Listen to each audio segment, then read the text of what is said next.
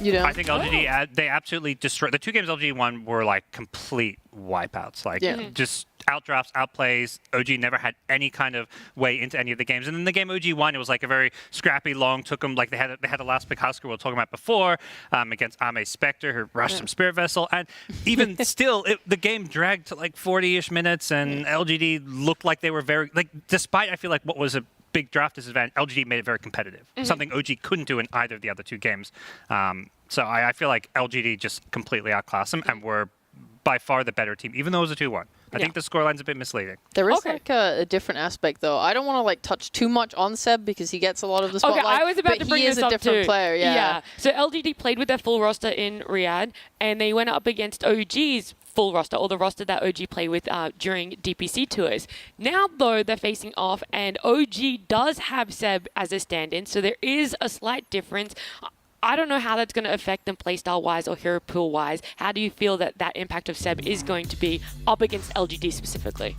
I know listening to how all the players talk about Misha, he is like a big part of their team. Yeah, they won Stockholm. Like, that is very impressive and it's very good. And Seb, obviously a veteran player, very experienced and good as a captain. But Misha is a big voice. You listen to Tiger talk about the team. He says, like, yeah, like he is the more experienced player coming into OG when they first formed in this iteration. But Misha has a stronger voice in him. He is the leader. He is the captain. So you might watch Misha play like a POS 5 Alchemist and feed the shit out of his lane. But he's still the captain with the voice, the man making calls. He has his own hero pool. He's willing to feed like that. I think Seb's pool is definitely smaller in this tournament.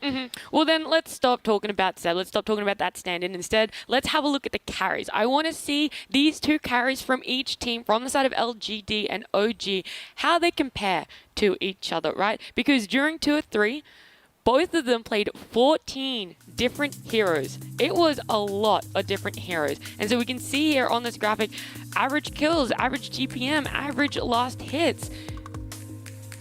I don't know, what do you guys want to say about this, right? There's some differences in the kills and last hits, but the GPM...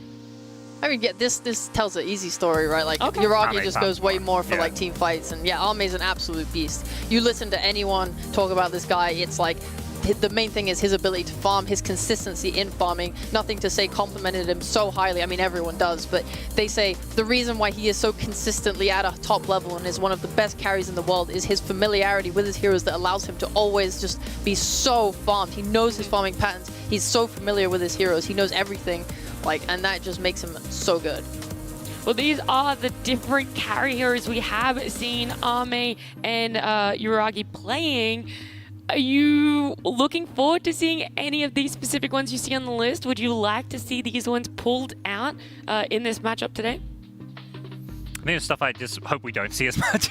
Okay, all right. What don't you want to see? I like that. What some of the more snoozy heroes. I don't want to see any Bristleback. I don't want to see any Lifestealer. You know, I want to see the kind of fun, kind of, I don't know, what are the more hype ones? Arc Warden. I mean, it's snoozy, but it's hype because it's newish. I agree. That is hype. I think Arc Warden for sure. I think Spectre's kind of cool. Pudge, of course. Faceless Void is kind of like one of the go-to most popular carries in the Chinese region. So I think a lot of it is going to be that clash in style. Also, Naga Siren, something Ame played last time they met. He played a sick Naga Siren. I don't care. Yeah, last time Arc Warden, but not Naga.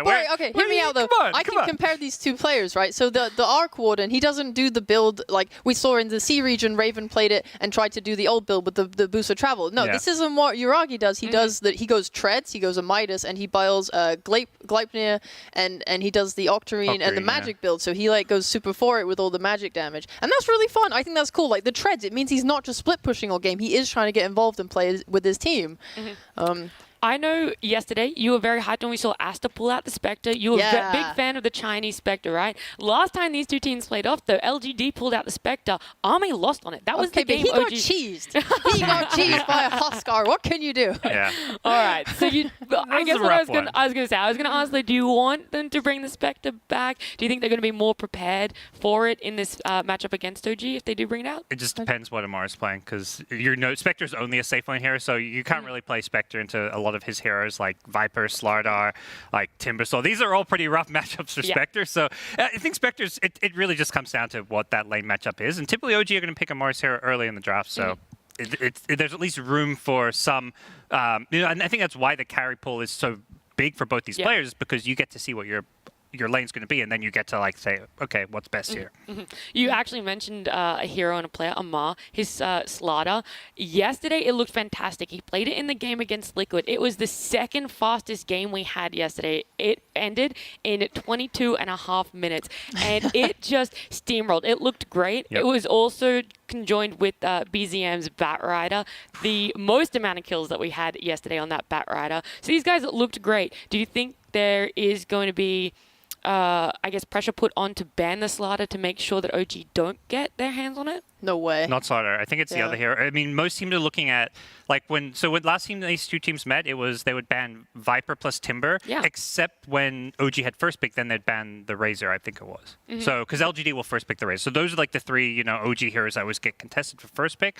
And so a lot of it kind of depends on the pick order there. The other hero I think may be worth consideration banning is the Io, because Seb's hero pool is full. Let's be real. I mean, Io's such a weird hero because every region has like different thoughts on it. Yeah. Like I think it was Snaking saying that he thinks Io is like first pick, first ban in a semi-recent interview. Meanwhile, you have Southeast Asia who's like, this hero is dead to us. I don't think China plays it all either. I think it's pretty unpicked in China. Correct. Yeah. So like they have very different thoughts on how good this hero is, and if LGD think, oh well, this hero is not that good, it's maybe don't care, then they'll go ahead, play it. Yeah, but it's funny because Amar is like what. Like, to me, the biggest comparison is what Bulldog was 2013. It was like, he's got these 3 or 4 heroes, and the thing is, you can't ban them all. So whatever but everybody, when you play against him, they ban his heroes because he's got that kind of small hero pool. The reason it's small is because he's so good on those heroes. So you kind of got it, like, targeting him makes the most sense, and then you prepare for the hero he's going to pick. Okay. So what hero would you try and, I guess, corn him into picking? What's one of those heroes that you would feel comfortable coming up against? I think the one that seems most unanimous is don't give him the Timber. At least the way I think Liquid's the team that's had the most success against OG, and they typically give away the Viper, is what I've seen. Do they? I thought they banned the Viper and the Timber. Okay, maybe they're giving away the raid. A lot of it goes back to like who was the first pick. Not sure. Yeah. It could be.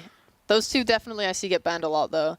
It's just like he's just very good at them. I mean, the problem is, like, we looked at the hero pools, right? When you have players that play so much, it's very hard to ban against them. And I know, like, Tundra have this thing as well where they're pretty prideful of their hero pool. They'll say, like, as well, it's so nice when you have an offlaner like 33, like Amar, who take a lot of attention in the draft because it opens up the mid and the carry to be able to play whatever they want because, they don't get banned out. And this is really strong point of drafting. I mean, your offlaner he's just an offlaner. He's not...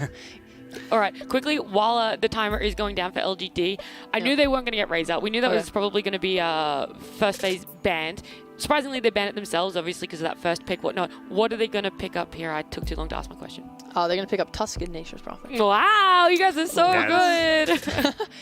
I think their go-to combo was usually Tiny Nature's Prophet. They ran that multiple times. They love that dual lane, and Tusk is just like the tiny replacement here. Like that's going to be their 4 and 3 position. I think it's one thing LGD do less than other teams is flex heroes. Like almost always, it's Faith Beyond playing this Nature's Prophet. It is technically a flex hero, but most likely that's just not how they're going to run it. Yeah, Nature's is picked up quite often against these kind of ranged annoying heroes, like the Razor and the Viper. We see Nature's a lot as a response. It just seems to do very well at like controlling them with Sprout and keeping at range, and they typically struggle to deal with a lot of like the summons and stuff. Like this Nature's Prophet, he gets a 15-minute shard, and it's so hard for like most heroes in general to deal with them because they are so powerful. Their health pool is so massive. They do a lot of damage. You just send them down a lane, and that's just something they have to deal with. You said you didn't really want to see the Bristle. You thought it was a bit of a snooze hero, but it is going to come out. How do you like OG's opening of Viper Bristle compared to the Tusk Nature's Prophet? It's very OG. The first pick Viper is just like they're going to do that, and I think Bristle that itself is picked up because of the Nature's Prophet. Like they know this Nature's Prophet is going to be an issue that has to be addressed, and if they don't pick Bristle here, it gets banned. So in some ways they pick up 2 cores, although they do occasionally put the Viper on a support role. So I don't mind it. I think overall PSG LGD, like to me, their draft just covers more bases from their opening. Like Bristle Viper doesn't sound like a good opening by itself, but when you look at the Nature's Prophet on the other side, it's something like, okay, you see what happened. Where would you like this Viper to go, or do you like the fact that it could still potentially be flexed into a support? I probably like to see it offlane. I just think it's good there. There was a lot of criticism, I think, around the Riyadh finals when Spirit was picking Viper twice in the finals, and it was like, oh, like what? Like Viper, Collapse isn't making plays. Like you want him to like solo carry the game. But to be honest, like if you watch those games, he destroyed LGD early. Like I think this matchup goes two ways. I think Viper's very good as an offlaner, and he will put a lot of pressure onto Arme, but the other side of it is Arme is a god. He is so good. Arme, like, I watched Collapse kill Arme's lone druid like twice. He killed his bear twice as well. He was so rich, and yet Arme by like 15-20 minutes, he was like second in net worth, super recovered. It was like he had never lost his lane at all. The man is a god. It's very, very hard to pressure him. I know it's very specific to that game, but what enabled Arme to kind of come back like that? Well, obviously his team making moves, right? And then he gets like he needs the triangle space. Yeah. Nothing to say. I think is a great space. Great. Like he's like one of these mid players that doesn't get hyped up because he doesn't like solo carry games. It's usually like he's more setting up Arme for success. Whereas I think a lot of other teams have mid laners that get to do flashy stuff. But he played I think Tango both those games. He was just banned here, but like he's just this big kind of team fighting playmaker who loves to basically set up Arme for success. Well, we have some more picks coming out here. It's Earthshaker Coddle OG. Shaker. So that's the Sep Shaker, right? That's what he played in one of their previous games yesterday, I think, and I was like, why is he rushing an Octarine core? This is kind of cool. I like these second phase bans where like they start off like, okay, they're going to target Amar, and then they get to the second phase and like, okay, Seb doesn't have his hero. We know he's the other player who has a smallish hero pool. We're going to target him. Like Io Wind Ranger bans. Let's just get rid of these heroes and force him. Like Shaker's a weak hero. There's a reason no one's playing Shaker. This hero does nothing in the lane. It's a big liability. Like your lanes are going to feel really weak when you've got a Shaker on your team. I think I'm very not pleased with OG's draft in terms of like greed. I look at these heroes, like Viper is not a mobile hero. He doesn't get a blink and make plays. He's not fast at getting around the map. He does want to kind of stay in an area if he can. Bristle is going to want to take the triangle area. He wants stacks. He wants the jungle. He wants to farm his Ags, and that's his timing to go. Coddle, he likes to sit in a lane and push waves. Shaker, he wants to sit in a lane and farm his Blink Dagger. I know in the last game that Seb played Earthshaker, he didn't go Blink Dagger at all, so he might just be playing a very like sacrificial Shaker that doesn't do that. Do you think you can play Earthshaker that way? Is there an impact late game of Earthshaker being like that? Potentially. Okay. This is something that we should want to see if it played out no a bit one else more. It's hard to say, like, can you play Shaker that way? Like, no one's playing Shaker right now. And I think there's obviously a reason for it. Like, it's not like some hero I think that's, like, underrated or, like, it's a bit forgotten, but the hero, like, there's just way better options to like the Enigma type heroes that just do more and have a better laning stage, more impact. There's items they can go for, like the Wraith Pack that you're not going to... Shaker, you still, I think, just have to go Blink typically, or... I don't know. We'll see. I mean, I guess we're going to see it play out, but we haven't really touched on LGD's side. Winter Wyvern and Jug here. Jug being that last pick on the second phase.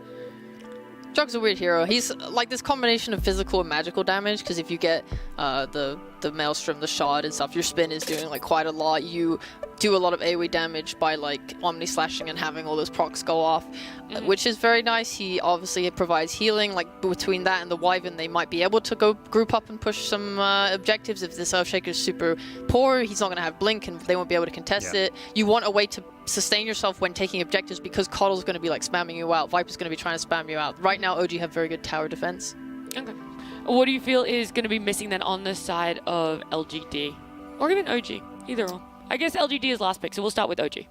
When they're looking for a mid laner, they need something that doesn't get too hard counted. To me, they need more playmaking. Like right now, the Shakers, they're only stun, they're only catch, and yeah, it's good, but it's probably going to be Seb playing. He's not going to get a whole lot of farms, so having that mid laner, I mean, Puck's being banned out. These kind of, the typical Spirit type heroes can work. Batrider is banned, so yeah. Ember's still in the pool though. Yeah, I think something with some kind of playmaking potential, because you've got these side lane cores. I assume Viper and Bristle, at least right now, they look like the cores. Heroes that are just going to farm and sit in their lanes. So. All reliable Void Spirit. Am I right, guys? All reliable Void Spirit. I have never heard you say that. Is there anything he can't do? He can gank, he can kill, he has so much mobility. If there's anything missing in your draft, it's usually filled by Void Spirit. There's one team who may pull it back out. The OG do play Storm Spirit too. Oh god, that would be really scary. I mean, it'd be great with the Coddle. Yeah, they played it yesterday. I don't think it was with Coddle, but like they're one of the few teams who still seem to believe in this hero. So they did. They played it. It was Marcy, Io, Storm, Faceless Void, and Bloodseeker. Okay. Do you say Io? Yes. That's like the Coddle replacement. Anything that just like pumps mana into Storm was always like the pairing that people would put him with. So that fits an idea there. They do want like a way to jump the Wyvern and the Nature's Prophet, these backline heroes just cause problems for them. Like, I think Void Spirit with an Ags with the AoE silence would work for that. I think what you're saying with Storm would work for that.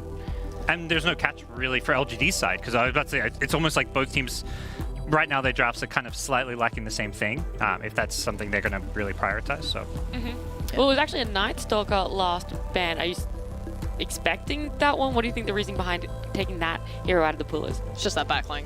Yeah. He's going to give so much vision with the ult, and then they just see all their key targets. They know where they want to go in fights. It's disruptive and annoying. It's on a mid hero, but there's flex potential for OG. They could send Coddle mid. There's Bristle, Viper. These heroes can go other lanes, but the one spirit we didn't mention. We're idiots. I said I was like, Ember's still in the pool. All right, so you went Ember, I went Storm 2 and Blue. There we go. We found the best them all. panelist. She's good so thing good. they didn't do Earth Spirit mid, you know? Oh yeah, then we actually would have just been wrecked. I mean, that's just an Ori thing. I don't know if that's coming out on OG. Well, I was going to get you guys to try and predict the last one, but LGD Enchantress. Wyvern mid, okay. Okay, Wyvern mid. I like it. Or it could be a core. Oh, no, it is. Yeah, you're right. Yep.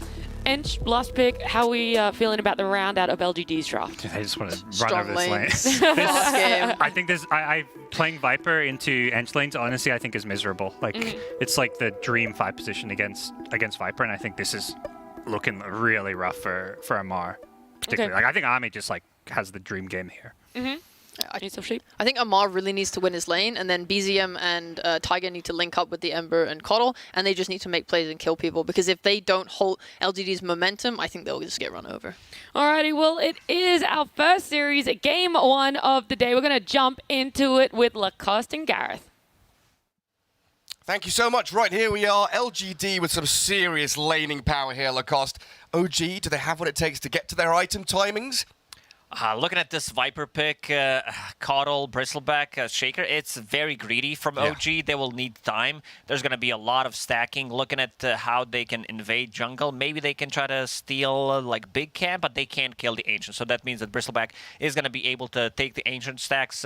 So maybe PSG LGD wants to go in, block it, so that there's not going to be any stacking. A bit weaker in the lane. I'm a little worried as well what Panel talked about. This Viper lane playing into Enchantress, playing into Juggernaut, so you have a lot of sustain. Both of them have a healing mechanic, and also you have ways to dispel things. So this lane might be a bit difficult. This is a first phase Viper, so that means that it's gonna get countered. Time to get ourselves into the game as we start the day off here with LGD versus OG. And the power of the 3-letter names, right? We've got ATF, we've got Seb, we've got PSG LGD. All 3 letters.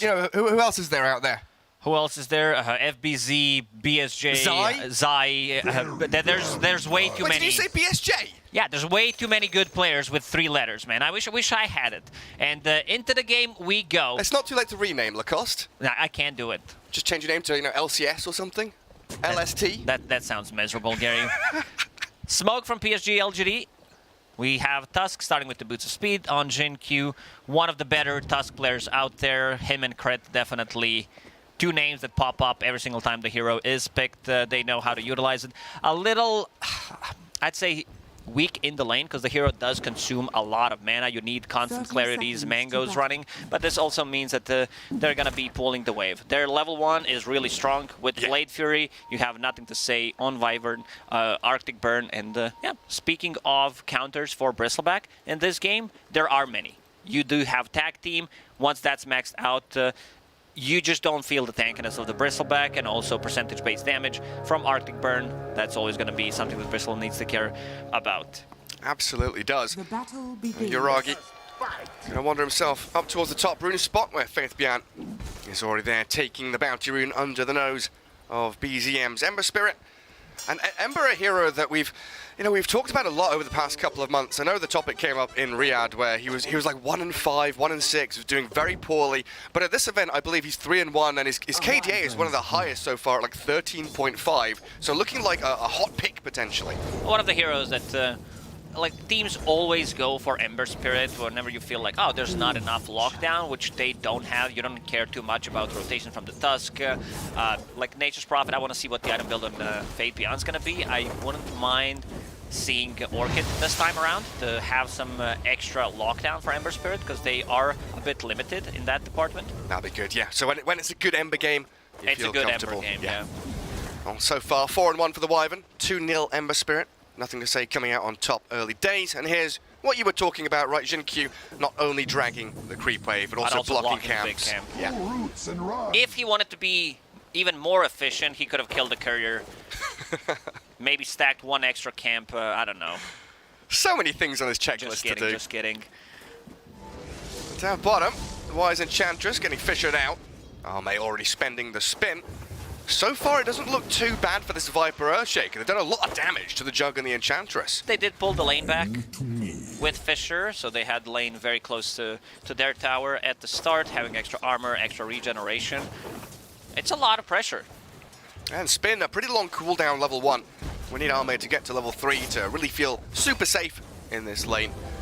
But I guess once Y gets his levels as well, we'll have these creeps chasing down the Viper, causing some chaos.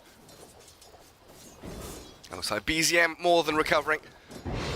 Getting towards dead even with the Winter Wyvern. And he'll have his bottle being delivered by that courier very shortly. While Yuragi, trapped inside the ice shards of Jinq. Illuminate comes with his tag team doing some serious damage. They don't want to commit though. Jinq had 5 Quill Spray charges, did not want to go. There's a good synergy in this lane because you have Nature's Call with tag team, so that's a lot of damage. Nothing to say. We'll refill the bottle on a mid lane, and so will BZM. Yeah, get themselves refilled up. Yuragi has the refill from the Kotl. Tiger going to give him that Chakra Magic and a Tango. Give him that staying power in the lane. Jinq still just looking for an opening to go, but they've got this wave right in front of their tier 1, so that's free farm for the Prophet. While the Fisher down bottom does block Arme into an awkward position there, and he actually spins to get rid of those poison attacks, but it's something Seb has noticed. Now they know it's on cooldown, and it was still level 1. And they have a lot of mana. There's 2 Mangoes on Earthshaker and 2 on Viper. There is a healing salve as well, not gonna use it. There's gonna be healing from Enchantress if necessary, and also dropping down the healing ward. So were you expecting this lane to go much better for LGD? Has OG managed to kind of settle the score here better than expected?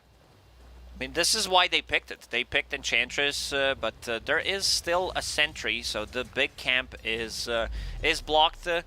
Enchantress not getting any good creeps. Usually you would want to get this mana burn guy, so you have Aura and also burning mana on Shaker and Viper is pretty good. Yeah, that Viper, super mana reliant. Loves to be spamming out the poison attacks. Finally unblocks the big camp. Gets it done. Fisher onto Arme. He's out of mana. Well, This might be the first blood. He's only got 1 stick charge. The poison attack's going. That Enchant, though, slowed the Viper down just enough. And now Arme and Y, a little bit of a turnaround as they spin back towards Seb. We won't be able to finish anybody off, though. Nature's Attendants will now heal the Juggernaut up. They've got that double heal in the lane for the sustain. Incredible against heroes like Viper. Jinq going for the Water Rune, stealing it away from BZM. Yeah, so the double there for nothing to say, right? You got the bottom one. Jinq guards top. So no refill for the Ember. And we do see Kotl kind of wandering around in the jungle. They've got double Dire Wars Seb watching for the places a ward. stacks, but in comes Seb in the mid lane. BZM straight in towards nothing to say. The Illuminate clips him. And this Wyvern looking pretty dead. Pops the Fairy Fire, the bottle charge too. Faith Beyond gonna come in, but it's not fast enough. Wyvern drops, BZM will have to lose his life in the exchange though. As Seb and Tiger look to split and run, but Shaker caught inside the ice shards. Down you go for a 2-for-1. I'd say that's a good trade for PSG LGD. They're getting some extra levels on both Tusk and Nature's Prophet.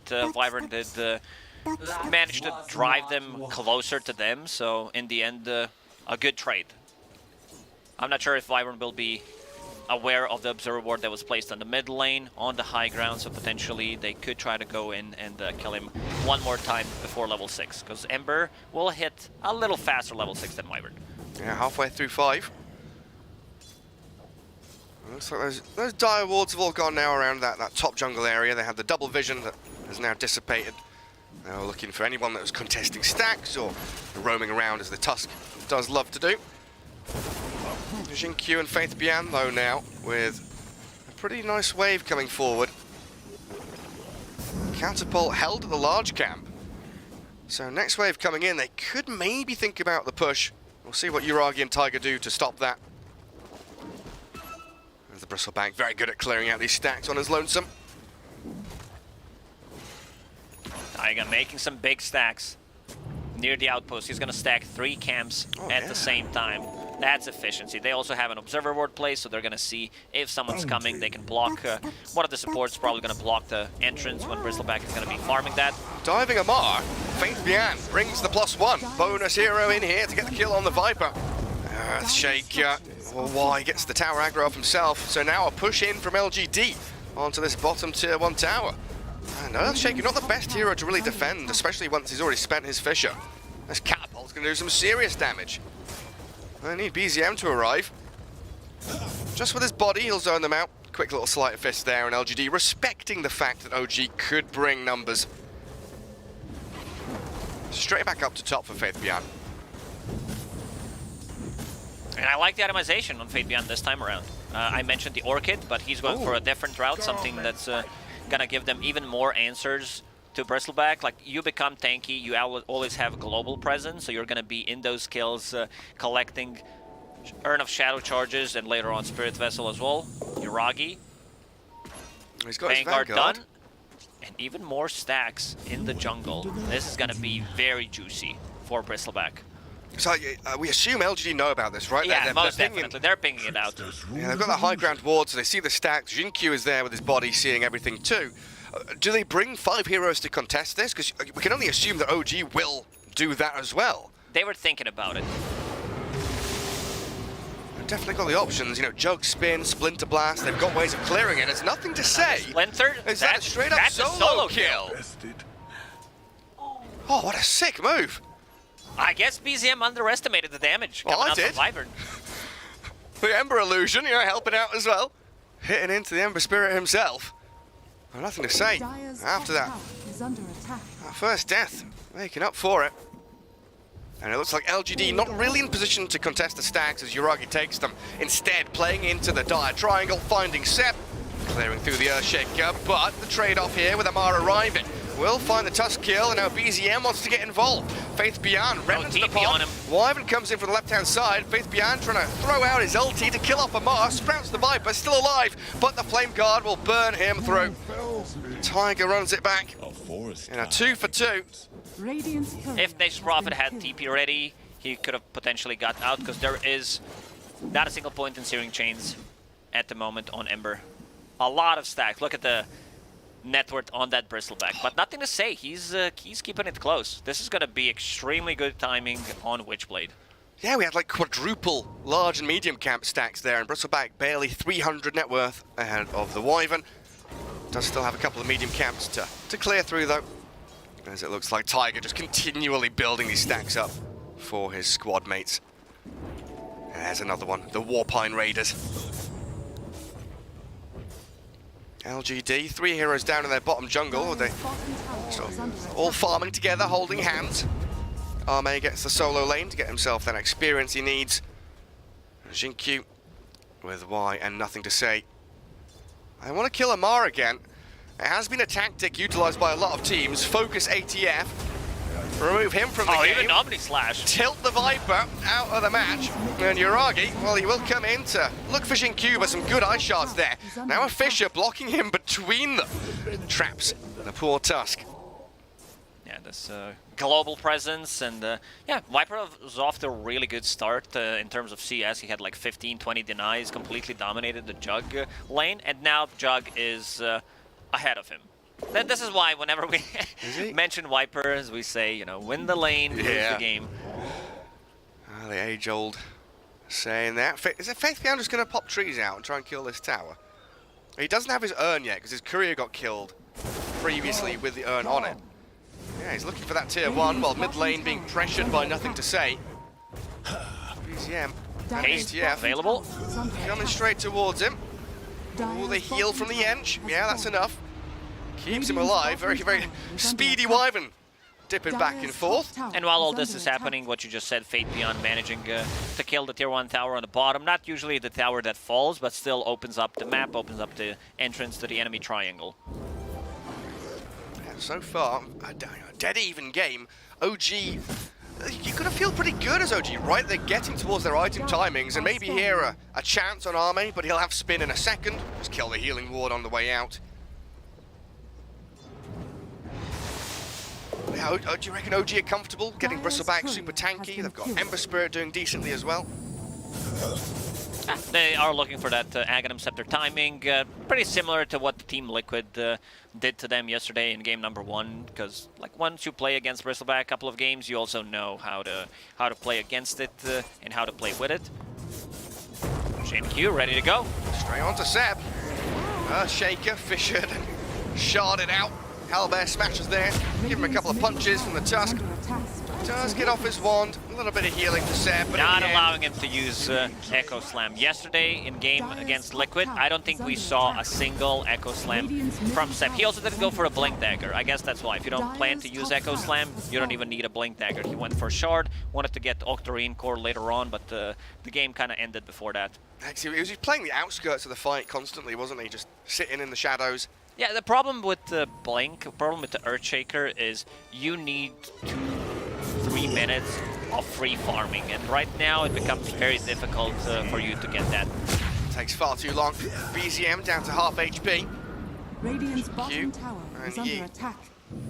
On the run back, Ember Spirit's still scary when he's got his mana pool up. But he wants to continue farming towards the Maelstrom. And you do still have Seb here getting a bit of farm time. Gets given the mid lane. While Uragi taking that bottom tier 1. And straight onto the Bristle. The mass TP's arriving from LGD. That's a Spirit Vessel. Uragi, yeah, caught out here with a spin coming through from Arme. Yes, Uragi will kill the Tusk. But with the Vessel on him, he should be dead here with a couple more touches. Oh, nothing no, wrong here. The creeps come in. Faithbian does claim the kill in the end. Play balanced. Perfectly balanced hero. Took 4 heroes to kill him, plus a Spirit Vessel. He manages to get a return kill and barely dies. If that was Aghanim Scepter, he kills all of them. Yeah. He demolished them all. He was alone down there completely. And he got the tower as well, didn't he? He got that tower, yeah. Healing power. Sam spotting the edge. Under attack. Yeah, kill that ghost. Finish it off. BZM and Tiger. Don't want to commit on a level 6 Enchantress. Would take far too long for very little reward. Good positioning from Y, being able to break the smoke and keep Juggernaut alive. Now Juggernaut is recovering. He does have that Maelstrom, so gonna continue to farm up. Going for this new build on Jug, where you get full Mjolnir, you get the Shard as well, and then especially against the Bristleback, because there's going to be a lot of instances of damage. Same goes for Viper, even Ember Spirit Shield, so it's going to proc a lot. I mean, we've seen another kind of shift in this build as well, with the Hand of Midas coming out on Jug a couple of times. You're not a fan? I feel like every single time I see this Midas on Jug, it feels a little underwhelming, because this is also your farming tool. Sure, it gives you attack speed, it does give you like some extra XP, yeah. So the talents are pretty good when you go for Blade Fury Duration, Blade Fury DPS as well. You want to get to that like level 15, level 20. You get that earlier, but I still feel that's just my opinion. Probably I'm wrong, but I feel Maelstrom full Mjolnir is much better and much efficient. Like 95% of the time, just get the Maelstrom instead. Mate, like you said, heading towards that Mjolnir. Plenty of free time for him to farm away and try and catch up to the Bristleback, who had all those stacks made for him. LGD right now, though, playing into dire vision. Tiger and PZM holding the high ground, but Kotl dead inside the shards. Now the Toxin's out there, though, and the poison attacks from ATF clears through the Tusk. Don't know if they can catch PZM. Looks like Yi being hounded by Uragi. The big punches coming out of the Bristleback with his bonus damage, while Faithbian finished off by BZM in the back. So 3 for 1 there. LGD, again, playing into dire vision with no vision of their own. A little too deep there. Also, they were really spreaded, so no curse coming in. No clutch curse. Juggernaut also bottom. If they need extra damage, Juggernaut definitely needs to join, and we can see some damage numbers coming out from Viper, and also 1800 damage from Ember Spirit. Another curse though, and another solo kill attempt. BZM, a couple of 100 HP away from death. One more stun, one more hero there, he would have been done for. That's no curse on cooldown. still more time for OG here to hit these timings. The TP and the snowball in though. They want Seb real bad. Finish off the Earthshaker with a snap decision from LGD. Ice Shards also blocking Tiger away, but BZM of course has that remnant to safely slide up to the high ground. OG still needs 500 gold to finish Aghanim Scepter on Bristleback, then they're gonna be ready to go. And also Keeper of the Light, level 7, about to hit level 8, Chakra Magic will be maxed out, then you can play with both Ember Spirit, replenish his abilities, and also Bristleback. So you're gonna have it all the time. Look at this Viper gun. Yeah, he's destroying them. You know, 1v2 basically. Jinkyu finally dies. The nature though bounces back across ATF. Comes off the Viper while Tiger trapped inside all the trios. They but the blow him Fisher up. and the find from Seb and BZM. Now, Faith Beyond, any stuns to come, they just get the damage instead. Radiant's middle This tower observer board is on the under high attack. ground revealing nothing to say. He didn't want to use bottle straight away, and they blow him up, and they're gonna do the same thing to Enchantress. The bristle damage. He's doing 400 damage a hit. It's only 17 minutes in. That's Aghanim Scepter for you. 4 heroes gone. And Amar, the only real casualty of war there for OG. Dire's middle tower is under attack. At what point do you start wondering, should Arme be joining these fights, or is it okay for him to be off in these side lanes farming to his He's first waiting for item? Mjolnir, needs 2 gold, literally 2 gold to be able to get it. And yeah, his next item seems to be SNY against Earthshaker, against Axe heroes like that. You want him to break the combo, you want those stuns, disables to last less. Camp stack 12. Wow. That's the 3K That's the net worth difference. lead. That's the 3K net worth lead OG has right there. Tiger setting it all up for them. They also have double Force Staff on side of OG. By Force Staff, I mean full pike on Viper. So this Tusk, whenever he tries to go on someone or block it with the shards, it's gonna be very difficult. They can also push people out of the Sprout and yeah. Or over a Fisher. Yeah, or that. OG thinking about Roche next. Yeah, we're grouping up around the pit. Faith Beyond didn't have a tree in there, so he sees a couple of them coming. You're not bothered at all. Stands his ground, batters away at Roshan, while LGD, if they want to contest this, they've got to start scrambling quickly. Arme still down bottom though, doesn't seem like he really wants to get involved. Just gonna give his first Roshan to OG and to an overfarmed Bristleback as well. They're well aware of it, but don't want to commit. Sun has fallen to the Dire. Ame, gonna TP top. Dire's bottom tower now he is comes under in. attack. Now ping in top. Looks like they want Seb again, but they actually move in towards Oh, ATF. double Force Staff. Gets him over the Roche pit away from the Omni Slash. Now the snowball back. Q will punch into Seb, trying to finish off the Earthshaker, but the Echo Slam holds him out and still dies. Arme, found though, needs the curse to keep this Uragi Bristle at bay. BCM trying to chase, but running low in terms of mana, just has a sleight of fist and a few jumps left. Uragi's first life will be removed. PSG LGD, they're very happy how this played out. Only gonna lose Jinkyu. Yeah, taking ages away from Bristleback just for that one death. Perfectly fine for them, especially when you've got an Nature's Prophet. Look at how quickly he's down in the bottom lane. I'm forcing a rotation. They have a little bit of a global presence there. And Wyvern also with Boots of Travel. They're waiting for their next set of items. They want Wyvern to have Aghanim Scepter, Nature's Prophet to have a BKB, and also Tusk to have a Blink Dagger. Because right now, every single time Jinkyu goes in, he's dead. With the Snowball, if he needs to commit, he's gonna die to overwhelming damage from Viper or Bristleback. Good TP from Tiger. Yeah, it's nothing to stop him, isn't it? Now Faith Beyond out of Vessel charges.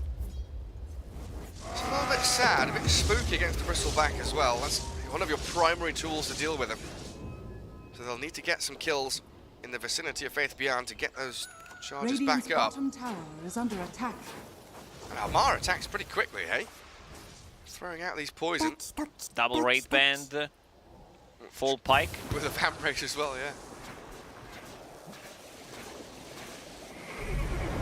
Tiger just doing his job as the Cottle, sitting in lanes, clearing out waves, delaying any kind of pressure that the Prophet is trying to mount in any of these side lanes. About to buy shard, so he will be able to bring an extra person and punish whoever's trying to split push. Oh, that's great, yeah. I mean, the ability to bring BZM around, remnants plus that recall Incredible mobility. Coming out of OG. Arme, what is he? Yeah, got his Yasha, so halfway into that Sanjin Yasha. Not too far behind the Bristleback overall in net worth. It doesn't feel like he's had the same amount of impact just yet. But maybe as we scale and move into late game, that will pick up. They tried to kill the momentum with taking Aegis off Yuragi. Yuragi also adjusting his item build, going for Lotus Orb on himself to be able to... If there's a snowball, there's Omni Slash, good curse, removing both Arctic Burn and Witchblade. It's a really good pickup. I see a lot of Bristlebacks not wanting to buy it because they... You want BKB? Yeah, you want BKB, but if your team is not going to buy it, especially in a situation like this, you need to get it for yourself. That makes a lot of sense. That's a great grab for him. Faith Bian trying to find little pockets on the map where there's no OG vision and no heroes that can catch him. Spam out some treants, try and cut the waves. Delay, delay, delay. The tactics from LGD. Buy as much time as they possibly can. It looks like they are angling towards that top jungle though, as they can connect with Faith Bian, play into that single observer ward they have out on the map. And there's the wave cutting to try and open things up for them as well. Curious to see what OG's reaction to this is. You know, if you see a Prophet wave cutting, then showing in the top lane properly. Are you going to bring heroes up here to kill him? They want Seb, or if they can find Amar, but Amar might be a bit too difficult to kill with not enough lockdown, and they go on Seb. He doesn't have his Yule Scepter available yet. We'll try to go for the Fisher, but yeah, TP out. Oh, a bit of a grief there. Holds Jinkyu in place. Now the Nether Toxin and the damage from Viper stacks up. Yee slapped down from half HP. One swipe from Yuragi. Close to 500 damage per hit. Untouchable. Be damned, says the Bristleback. Yeah, he probably stole like 1 or 2 CS from nothing to say. Oh, and BZM with Tiger. Down bottom lane, finds Faith Bian. This is why Shard is so good, especially pre-BKB. I think he had BKB, yeah, on courier flying to him, but didn't get it on time. And that felt like a pretty nicely executed kind of bait, you know, trap set by LGD. They cut the wave, they move up, they smoke, they set up and ready for it. OG, you know, seemingly falling for the bait with Seb a little bit, but reacting perfectly to catch LGD on the retreat. Also, one thing to point out about itemization in Yuragi, usually you don't buy phase boots on Bristleback, you want to keep the brown boots, but since you're playing against Nature's Prophet and his Shard, that's the way to get out of the Sprout, because you cut down the tree, the big tree spawns, and then you get through with phase boots. Ah, yeah, that's a clever adaptation. You can no longer just buy a Quelling or have Battle Fury late game. Remember the days of Sven's buying Battle Fury against Nature's Prophet. Now you've got these shards, things much more difficult. Like you mentioned, right, the double force staff always going to help you out as well. Bounty. Manta style coming up for the Viper next. Dire using a scan. They know something is up. It was probably BZM because he wanted to refill his bottle. It's only Y who picked up the haste rune. Yeah, BZM there in towards nothing to say. Aghanim Scepter coming up for the Winter Wyvern, and same story for the Ember Spirit, as they both got the axe queued up. But is this a common build on the Viper, by the way? You know, the Wraithband Treads, Hurricane Pike, all makes a lot of sense. Going Manta into, I believe I saw Blink, E-Blade. E-Blade, yeah. Amar thinks differently. It's great against the Wyvern because he can save people, close the gap. He can save people against the Juggernaut, ulti as well. So making game very annoying for PSG LGD. That's what he's doing, just being Amar. Manta against Omni Slash, against Spirit Vessel as well. So it's not really like a Viper build, it's just him buying items for the game itself. Exactly. BZM, they're trying to go on him. Can they kill him though? He's out of there. Ember Spirit. Very limited with stuns. They needed some kind of silence. Maybe we're talking about tier 4 items potentially. There's not going to be Orchid, but that you know, those tier 4 items, it's going to take a while until they kick in. By tier 4 I mean tier 3, and yeah, we'll have to see what happens, because right now it's very difficult for them to just go on Ember Spirit, especially with this Lincoln Sphere. So he is protected against the Winter's Curse, and now with the Blink Dagger finally picked up on Tusk, it's a little easier for them to go in, and also that's going to be another way of saving people. Fabian, deeping top, wants to get some split push going. Yeah, it's just been a beautiful flow from OG's game. You know, LGD have been relatively passive, making quite telegraphed moves, but every time OG sees an initiation or a gank coming out of LGD, they are there with 4 or 5 heroes ready for this big teamfight brawl. And then you can equally say LGD very good at reading the necessity to retract from these situations, get back to a defensive posture, but I'm just not quite sure when that spark moment's going to be, when LGD are fully ready to match up against OG. A second Roshan potentially coming up soon. 2 minutes until he spawns. Could be the next flashpoint for them. As Yi on this high ground in his own triangle, Fisher's flying out left and right. And Arme forced to spin quite early on here. Yuragi. No Omnislash, he does not want to commit. They have to fall back, you're right. And it's just OG poking and prodding, consistently forcing LGD to fall back and retreat from every fight. If Ame had ulti available, he would definitely go in and try to commit, because he potentially can delete one hero, but we've seen what happened before. Double Force Staff, get him out of the trouble if one is not enough, and now they're chasing. Taiga does have Force Staff available, but gonna drop, and he also lost the gem. Oh, he did as well, you're right. Gem on the floor, buyback from the Keeper of the Light. Roshan 1 minute away, but BZM still moving forward. Wants to play towards nothing to say. The Lincolns is popped. And Amar going for the TP out. Snowball and the Curse will cancel it out. As the Omnislash in the back on the BZM, and Yuragi takes them low, but no kill coming through for him as Amar dies on the staircase.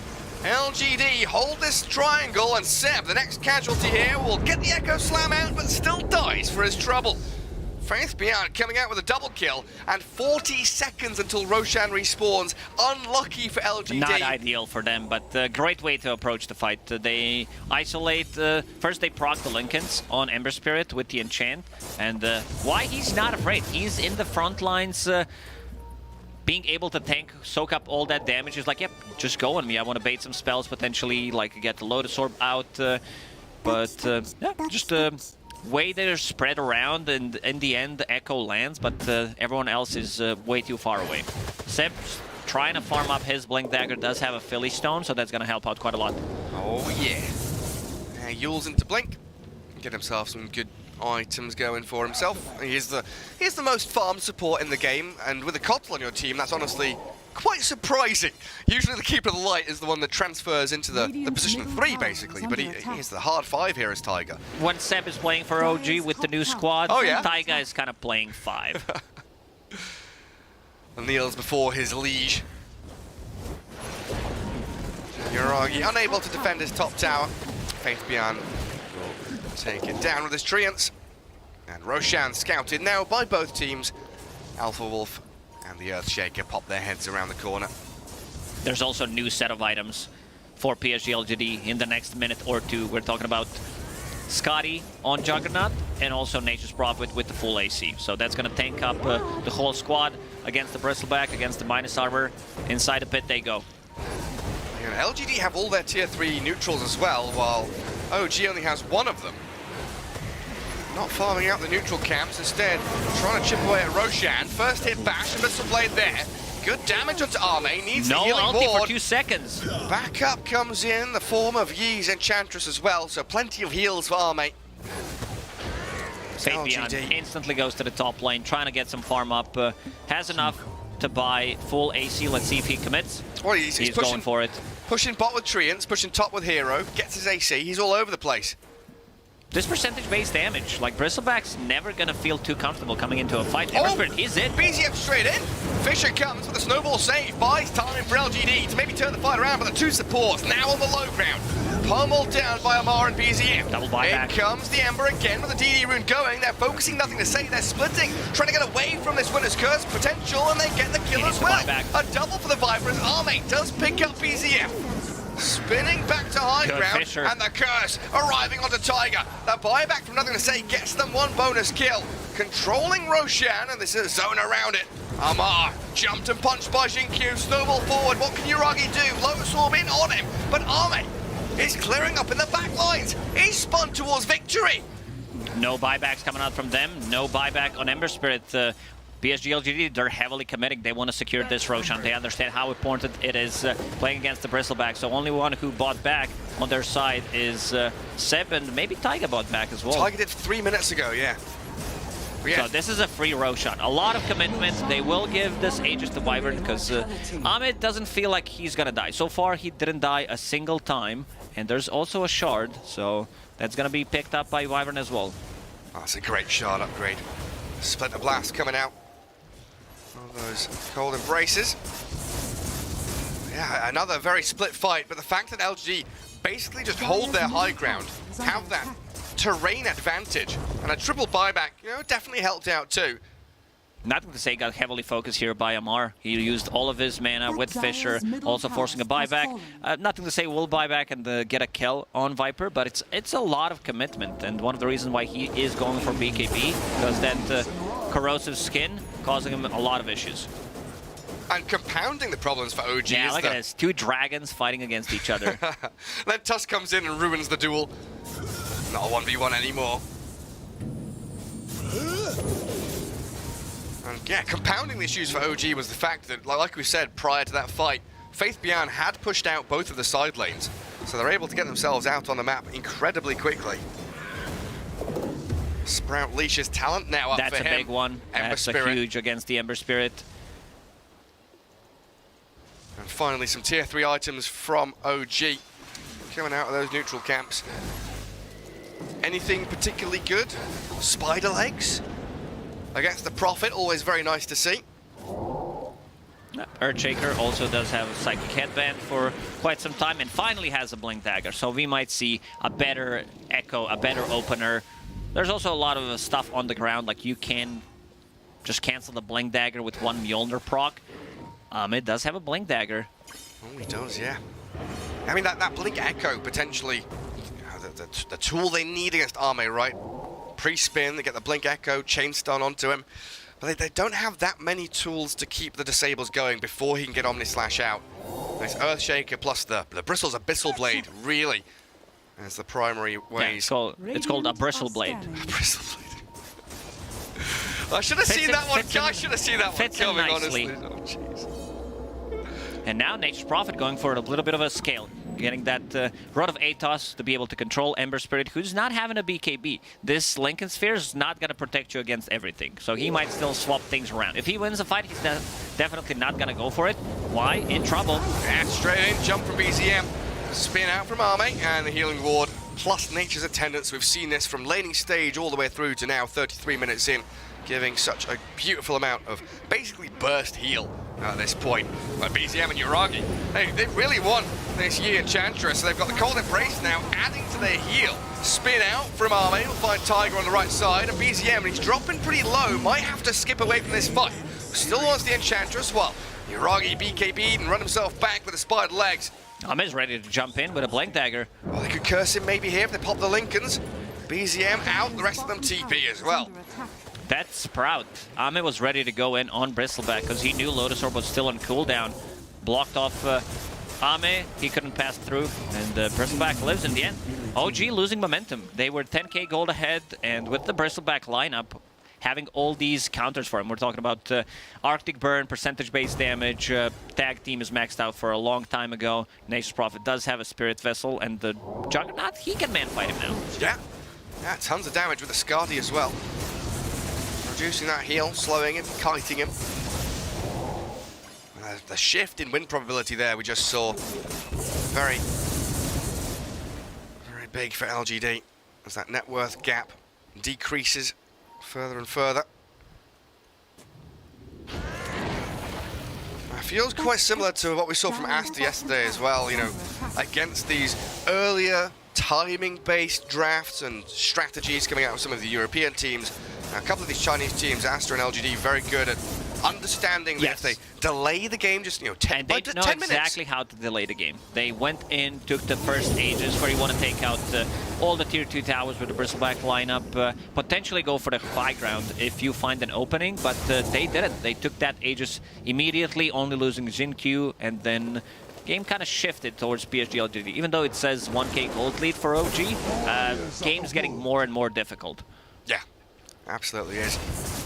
And it's not just completely passive play either, right? You know, LGD were taking fights on the enemy side of the map. We think about 15, 20 minutes in when they were playing top jungle. Even though they were losing these fights, they were still forcing OG to respond in situations and areas of the map that don't really favor them or give them an advantage. They weren't allowed to get close to the Radiant base, do what they do best. Look what Y has queued up. What is it? 36 minutes in. He's like, do I need to be more tanky? I'm getting a bracer. All right. Yeah, just a cash bracer. He's got the blast rake, fluffy hat. And they're also pushing out the waves with a lot of different stuff. Nature's Prophet ulti, TPing, then using Nature's Call, Y with his creep, and also Juggernaut using Mjolnir on a creep wave. So OG's never close to their base. Yeah, just getting repelled across the river.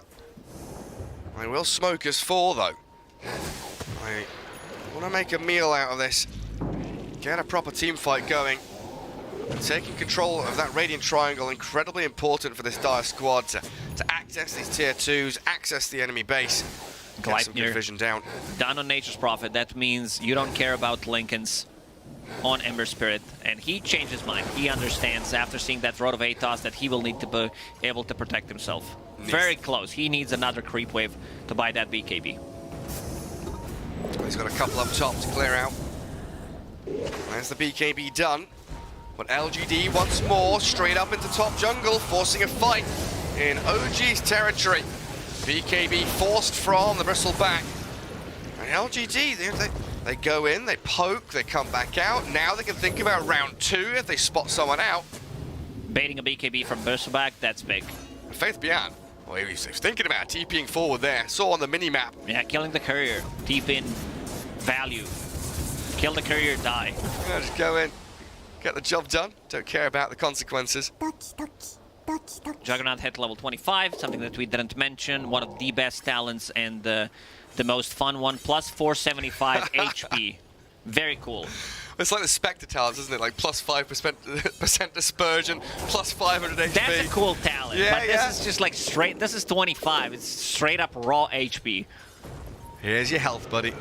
Double damage bottom. What is that? It's like 15% of his total health when he pre-talent. Penta-edge sword now for him. DD bottled, Basher and backpack. Oh, mate. Has overtaken the bristleback in net worth. A real true carry in this game. Roshan still at least 20 seconds away from spawning. But LGD get the D ward. Very important there from Yi to make sure there is limited to no vision for OG around the pit. And still protecting their own horde. On the high ground, this is what gave them vision in the previous fight to get that BKB on cooldown for bristleback, which is down to 7 seconds now. It looks like Tiger did rebuy a gem, as the Enchantress had stolen his previously. Well, this is where LGD want to be. Just waiting for OG to come. And yeah, 5 seconds for Roche to pop back up. Ninja gear for nothing to say. Can't be found. And with Roshan alive and scouted by LGD, they're just going to waltz into the pit and take it. Double damage on Jug, does have a Basher as well. OG, they know this is happening, but how fast can they get here? Not fast enough. There's no way they can traverse across the map quickly enough to get there. And they've given away their positioning there with a Remnant chucked out by the Ember.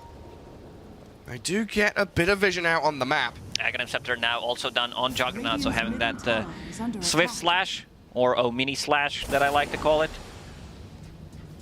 Just an extra tool to potentially like get some damage done and also get the bash during the BKB, beta 4 staff. Save yourself from an Earthshaker jump in as well. Re-grab that outpost down bottom. Oh mate, he spots a small cap, so he'll go farm it. Sebastian buying book for himself, wants to hit that level 20, extra Fisher range. Oh, are we on first name terms now, are we? That is a Sebastian. Yeah. Very close to level 20. That he can keep the distance then and not be found by Nature's Prophet. It's going to be all about using that Fisher multiple times. He's There's leashed. the leash. Have they got enough to kill him? He's got BKB. But the Laken's popped. Still got the slight and the jump away. BKB utilised by BZM though. And he's got the flicker as well.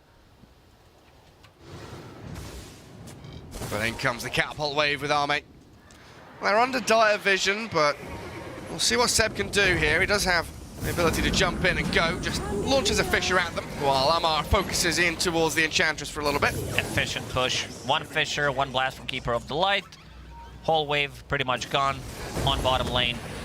Fate Beyond. Oh, the chain stuns. He gets the spin out. Sound and Yasha there allowing him to get out of that continual disable. They saw Fate Beyond deeping bottom. They're like, we have 15 seconds. We'll try to poke, see what happens. They're looking for BZM here. Faith Beyond Invis. Oh, Jinkyu couldn't get the punch in time, but BZM might still get jumped upon. He's used his flicker already, trying to Remnant and jump away. The big old snowball, not going to catch him. Does get shard blocked in though. One Remnant remains. Incredibly slow BZM Ember Spirit, trying to retreat. They might still be able to catch him. I think they might just have him. Flickers off a nice little dispel there, but in goes Faith Beyond again with a Sprout. Leash him up and catch the Ember Spirit. Down he goes, while Juggernaut has managed to disengage from the rest of OG. And still holding that Aegis. Will pick up Arcane Rune.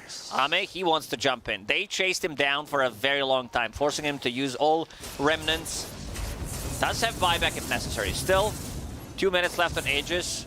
I want to see PSG LGD go for the high ground. Go for the high ground, get fissured, get blasted by Keeper of the Light, stop. Get Blink Echoed. Yeah. Yeah, they want to take this very, very slowly and deliberately. There's still a tier 2 bottom that they can claim. No need to irrationally shove up high ground. You do have the Jug with spin that can do a pretty good job here, but the Lotus Orb bounces the Swift Slash back onto him. He'll look towards Tiger with a Mjolnir. And he's Static ready charge to go bouncing in. with Nothing the to big say. one. Kills off Seb as well, and now the only slash for real one. Yuragi killed off. Buybacks galore from OG. 4 of them returning to the battlefield, while Arme still has that Aegis. Seb is in towards Nothing to Say, but he's eating the cheese and gets the BKB out as well. LGD are able to reset while Yuragi charges forward. Another Fisher out. Tusk stunned up with a bash too, so a couple of kills from OG in there. Can he get out? The retreat No out for bash. LGD successful. This is perfect for PSG LGD. Getting 4 buybacks out and also losing only 2 supports who have buybacks one more time. Big damage from Juggernaut. Yeah. 7,000 almost. We like to round up the numbers, but yeah, he went in, forced that Lotus Orb, used the Swift Slash, and then when the Lotus Orb was gone, goes in with the full Omni. And still has Aegis for a minute. Don't think they'll be able to use it for another he's ready to go. high ground push. The Scythe of Ice, the Linker's popped to BZM, he's dead. 2 minutes with no Ember Spirit now. Oh, Yuragi's here. Still 30 seconds left on Aegis. Rest of the team is trying to connect. He's just going to continue fighting this though, Yuragi. Chases back Arme, the Abyssal Blade comes. Aegis, yes, it's there to be reclaimed. Seb wanting Faith Beyond, who TP'd into the backlines. His BKB gives him the safety, and the Fisher blocked away Yuragi, so no bashes could come. Also, Spin final out. legs were not ready. ATM. Lotus Orb on him. Scardy Slow's annoying, but Faith Beyond is going to... Look, he's just TPing around from high ground to low ground. Look at me, I'm over here, I'm over there, and ATF jumped upon by Arme. And Nothing to Say. Well, White does get the finishing blow on him. So 2 heroes dead for a minute and a half now, and OG in a 4v3. Yeah, no buyback on Viper, does not have enough gold, and also Ember Spirit did buyback in the previous fight. Nature's Prophet did hit level 25, so you know that all lanes are going to be pushed in. Also this Scythe of Vice pickup, plus a Trickster's Cloak, so he can initiate from Invis, whether we're talking about the Sprout, Gleipnir, or Scythe of Vice, the Leash mechanic, and OG, they do have Fisher one more time, but that's about it. Just don't forget about Blink Echo. That's the one thing that LGD have to have at the forefront of their minds. Be ready. It's very difficult. He goes in with the Blink Dagger, Snowball Save, or just a casual 4-step. Ame wants to finish the game. Yeah, they want these tier 4s. They know there's no Viper, no Ember. 30, 40 seconds on the sidelines for them. And he goes in with a quick Swift Slash and a spin. Oh, Yuragi, down you go. So quickly falling to this Juggernaut's right-click damage. Still alive with his BKB and Lone Sword, ready to though. jump with Omni. Oh yeah, Army. He comes in with a basher, clears up 2 more kills, and that's OG down and out. They will get the Yules up. Seb cyclones himself, but there is no safety from this LGD side. Gary, did you just call it Omni Slash? Omni Slash, I did indeed. Thank you for noticing. That was a good one. In the end, a bit too difficult. They needed to close out this game, but PSG LGD very disciplined and not allowing OG to go and like feel the momentum after picking up the first Roche. They did manage to take the Aegis off immediately and kind of shutting it down. Yeah, just like slow and steady. Yeah. They didn't feel panicked. It was very calm from LGD, you know, the trademark LGD performance from them. OG, how do you combat this? How do you play? Do you play faster? Do you want to try and change your draft to maybe play slower to match LGD? Yeah, put it on 1.2 speed and just play faster, play turbo, while PSG LGD is playing normal Dota. Well, we'll see what our panel thinks about that idea as we head over to them. We definitely will indeed, as that game number 1 between LGD and OG was fantastic from both sides, wouldn't you say, Sheep? I mean, OG looking really good in that first little bit of the game, but LGD brought it back. What do you think was the key contributor for that? LGD played so hard for the top side of the map. Like, their idea of map control this game was fantastic. They knew exactly how to farm Arme up at the same time as trying to, like, not give up too many objectives. So, like, when you saw the first Roche happen, Arme's bot farming. He's just trying to get his net worth up. You see him the whole game. He's, like, only, like, 2k behind a Bristlebag, which is, like, obviously is, like, his specialty. And then as soon as they get the Aegis, he TPs over, connects with his team. They take a small scuffle, get the Aegis so that they can't utilize it, and then, like, goes back to farming. And then the second Roche is when they decide to like contest it really hard, and we see Smokes geared towards it after the second Roche. Again, just smoking top aggressively. They want that jungle. They get it. That's how they secure the third Roche. Like, they just had an idea. They know we cannot give this Bristleback lineup a second, like any Aegis, any advantage over us by using that. Yeah. I think what was really impressive for me is that he did, like, you're talking about how he kept up with a Bristle almost. He did that with like a terrible start. His lane was going really rough, but I think it's, you know, it's sometimes the issue with the Viper is like you can dominate your lane perhaps harder than I expected. I thought the answer was going to be at least a decent laning answer, but then they made these prioritization towards ganking Amar. It's not about tilting him. It's just literally Viper is this hero you always want to gank. It's like the SF mid. You see this guy and you're like, oh, that's a free kill. Yeah. Anytime he shows on the map, free kill. You have a Nature's Prophet, TP in, Sprout, easy kills. So they found a way to really get him back into the game early on. Quickly, he like 1 or 2 ganks, and suddenly he was ahead of the Viper. So they were just like spot on with all their rotations. It was really good to see for LG. I mean, that's something that you guys said when we were talking about this matchup beforehand, is Arme always has a way back into this game. With the way LGD, you know, gives him space, is able to do it even if he has a really bad lane. But I want to look at this mid matchup. We had the Winter Wyvern up against Ember, and Gods, you found out some interesting information about Nothing to Say's Winter Wyvern. It's new. It's totally new. He's played 1 game in his entire competitive Dota history on the hero. It was back in like 2021, I think. It was in the I-League, so it's like a pretty small third-party Chinese-only team. So it wasn't even like the big event. That's a lot of faith in your mid laners. That way, just like, here you go. Good luck. He looked a bit shaky at times. I think it's a pretty hard hero to play. It's probably most similar to like the Lina he plays, where it's very positioning based. But he definitely looked uncomfortable at times. But then he also, like there was that fight, the Roche you mentioned, where after buying back, he played in position really well. We actually have the highlight for that because I want you guys to break it down a little bit more. So we're going to play the highlight and kind of have a look at how Nothing to Say Winter Wyvern's position is. Oh, yeah. So this is like after his buyback, right? Yeah. Yeah. Because originally, basically, they were in a really good spot for the second Roche. They were on their triangle high ground, and like having that high ground was like very big for them. The problem is their 2 supports then like left the high ground, like initiated on someone. Both of them died. Wyvern kind of moved a bit to the low ground too. He got then caught out by Ember jumping and died, and then they had to use the buybacks to kind of get back into it. Wyvern had the boost of travel, so it was like very fast for him, but. Yeah, the positioning was a little off there. It's hard playing into Ember. I mean, the issue It was is. the reason why he can do so well when he buys back is by that point Ember's dead. Yeah.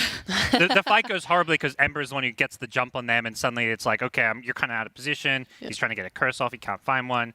But once that Ember is being dealt with, suddenly it's like, well, Viper's not getting to him. Like he was just playing with his food there when he was killing Amar. So, it wasn't the smoothest game for nothing to say, but it ultimately, I think the reason they wanted that mid Wyvern was because it gave them some additional damage against Bristleback. Like, you can understand the concept. I don't think it worked out as well as they intended because it ended up being more the Jug who was killing the Bristle. Omni Slash worked out fine. Yeah, I was so impressed, by the way, with just how they played like the fights in the mid to late game. There was so much really good poking. Like you saw when Arme had his blink on his Jug, they would just like find a Bristle or someone, jump him with the spin, try and kill him, and then just like get out. Like this is a great example. They just use their spells and then they kind of back out and they look to like reposition and get ready to like continue the fights. We might not see Nothing to Say Winter Wyverns in Game 2, but ultimately LGD took this game. We'll see what OG fights back with after this break. Radiant's bottom tower is under attack.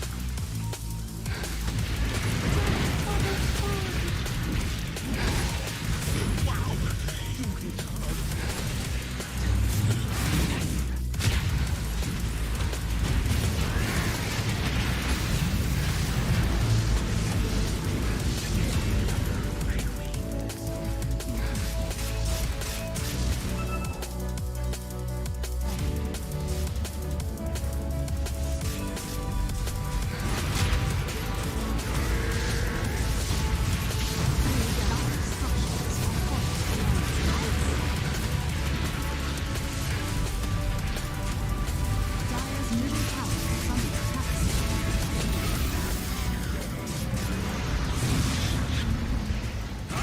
I got Mushi with me from Boom this time around, and you were just saying to me off camera a little bit that you were happy, right, with these wins coming through. A bit of a surprise for you. Why was that? Because we come to this tournament, we are kind of underperformance before, and for somehow the magic is on, and we kind of take 3 wins today again in 2 series. So it's kind of good starting for us. And you say somehow, right? Obviously, you know how to play, you know how to deliver at a top level, but are you now going to set yourselves maybe the expectations a little bit higher for the next day? Definitely, I don't set an expectation because the higher expectation you set, the more disappointed you got sometimes, right?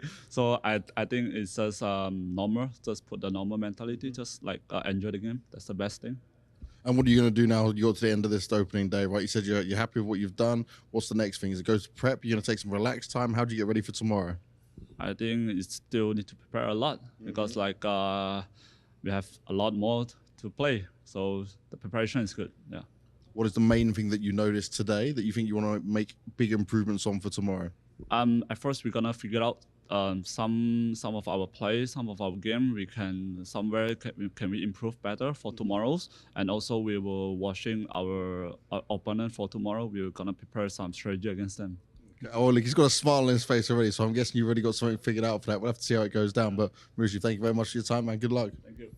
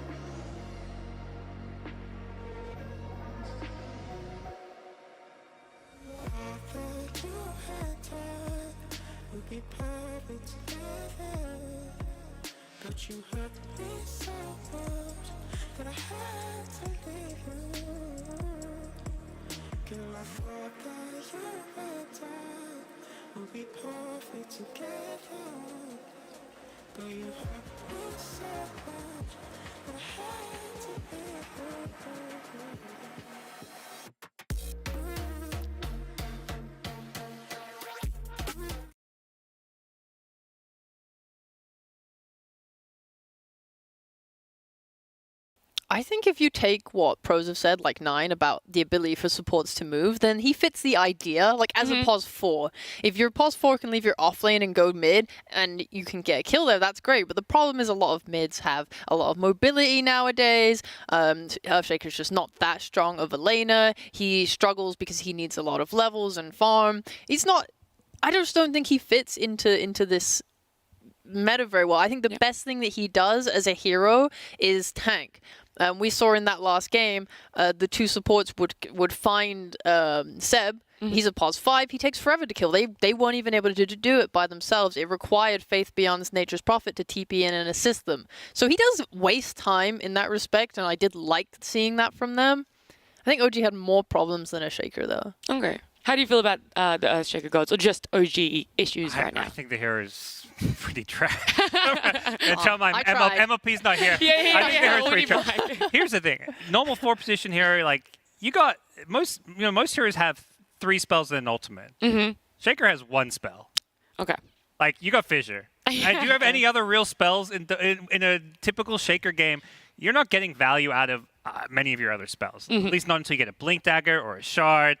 Like, I just feel like you look at a Shaker making those... You talk about, like, the value of 4s that can move mid. Well, you're literally moving mid with a Fissure. You have a Tusk that moves. He's got 3 spells that he can use that do stuff. You know, you have a Mirani. You've got Arrow. You drive a hard bargain. More spells is pretty good. I would like more spells. I do rate that. That's pretty and the good. thing is, like, Fissure, it's a really good spell, which is why Shaker is, like, I mean, like, the pathing, the blocking, as well as, like, stun from Fog. Like, there's a lot of value from it, but it's just not enough. The hero has a very weak lane. Like, I just think all these other heroes like Nyx Assassins, all these other 4s just are way better than Shaker. Okay, but to just fight back against that with a really stupid point. Yeah. When Earthshaker was really good in the meta, he also still had only 1 spell. True. What's your counterpoint to that, sir? Well, back then, I think the meta used to be you could actually get a blink. You'd almost always get a blink on Shaker. Like, the game was played slower.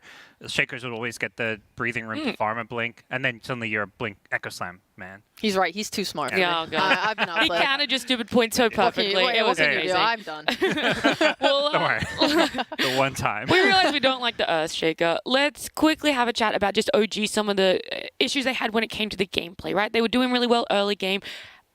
Obviously, they missed their timings and they weren't able to close out the game. But what contributed to that, do you feel? I think they wanted to play around Aegis timings, and so they didn't force anything stupid. Because if you run it like a tier 2 tower and the enemy is set up for it, you do like throw the game on that type of move.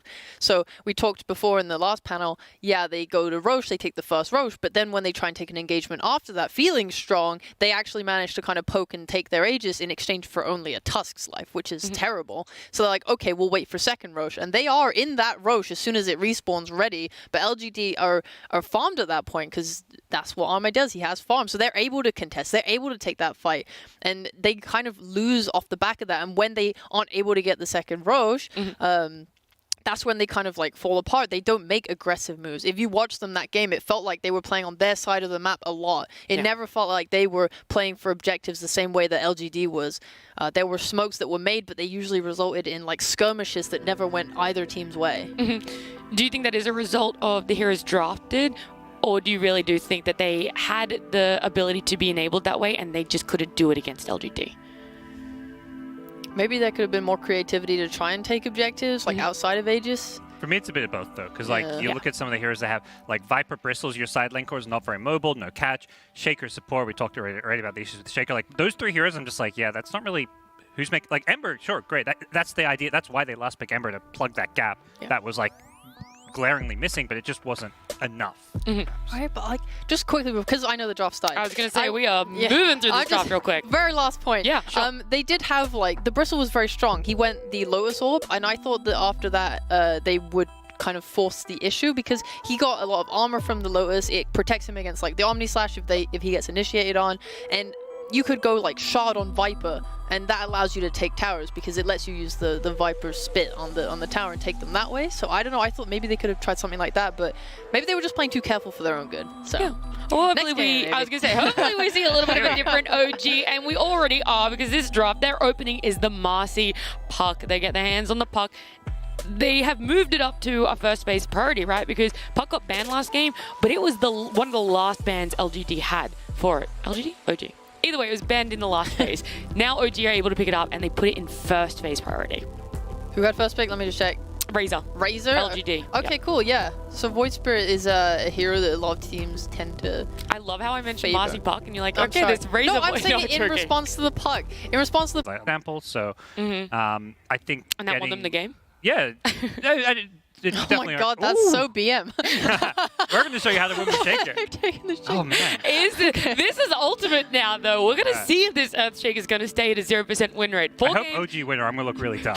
I just spent the last like 5 minutes shitting on Shaker. And I pulled it up. I lifted You're like, it. but what about this? I look so good now. Please lose, LGD, please. Alright. But it's going to be a pos 4. That's like the big thing. This 10 is going to be a 5. Yeah. It was pos 4 last game, too, though. Even though Seb was playing. Okay, I just wouldn't really agree. I mean, EG played at What do you +4. How was it not pos 4 last game? He was pretty poor. It was played in the offlane. He had Okay. like 8k net worth to the 5k net worth on the Okay, 5. fine. You're right.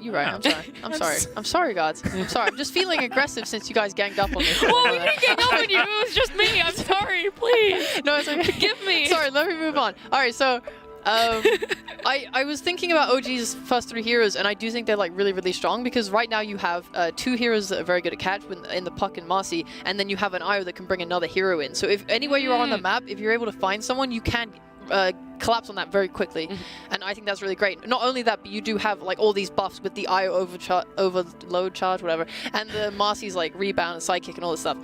So you have the ability here to pick a very strong core that can just like man up and do so much, and I think that's really good.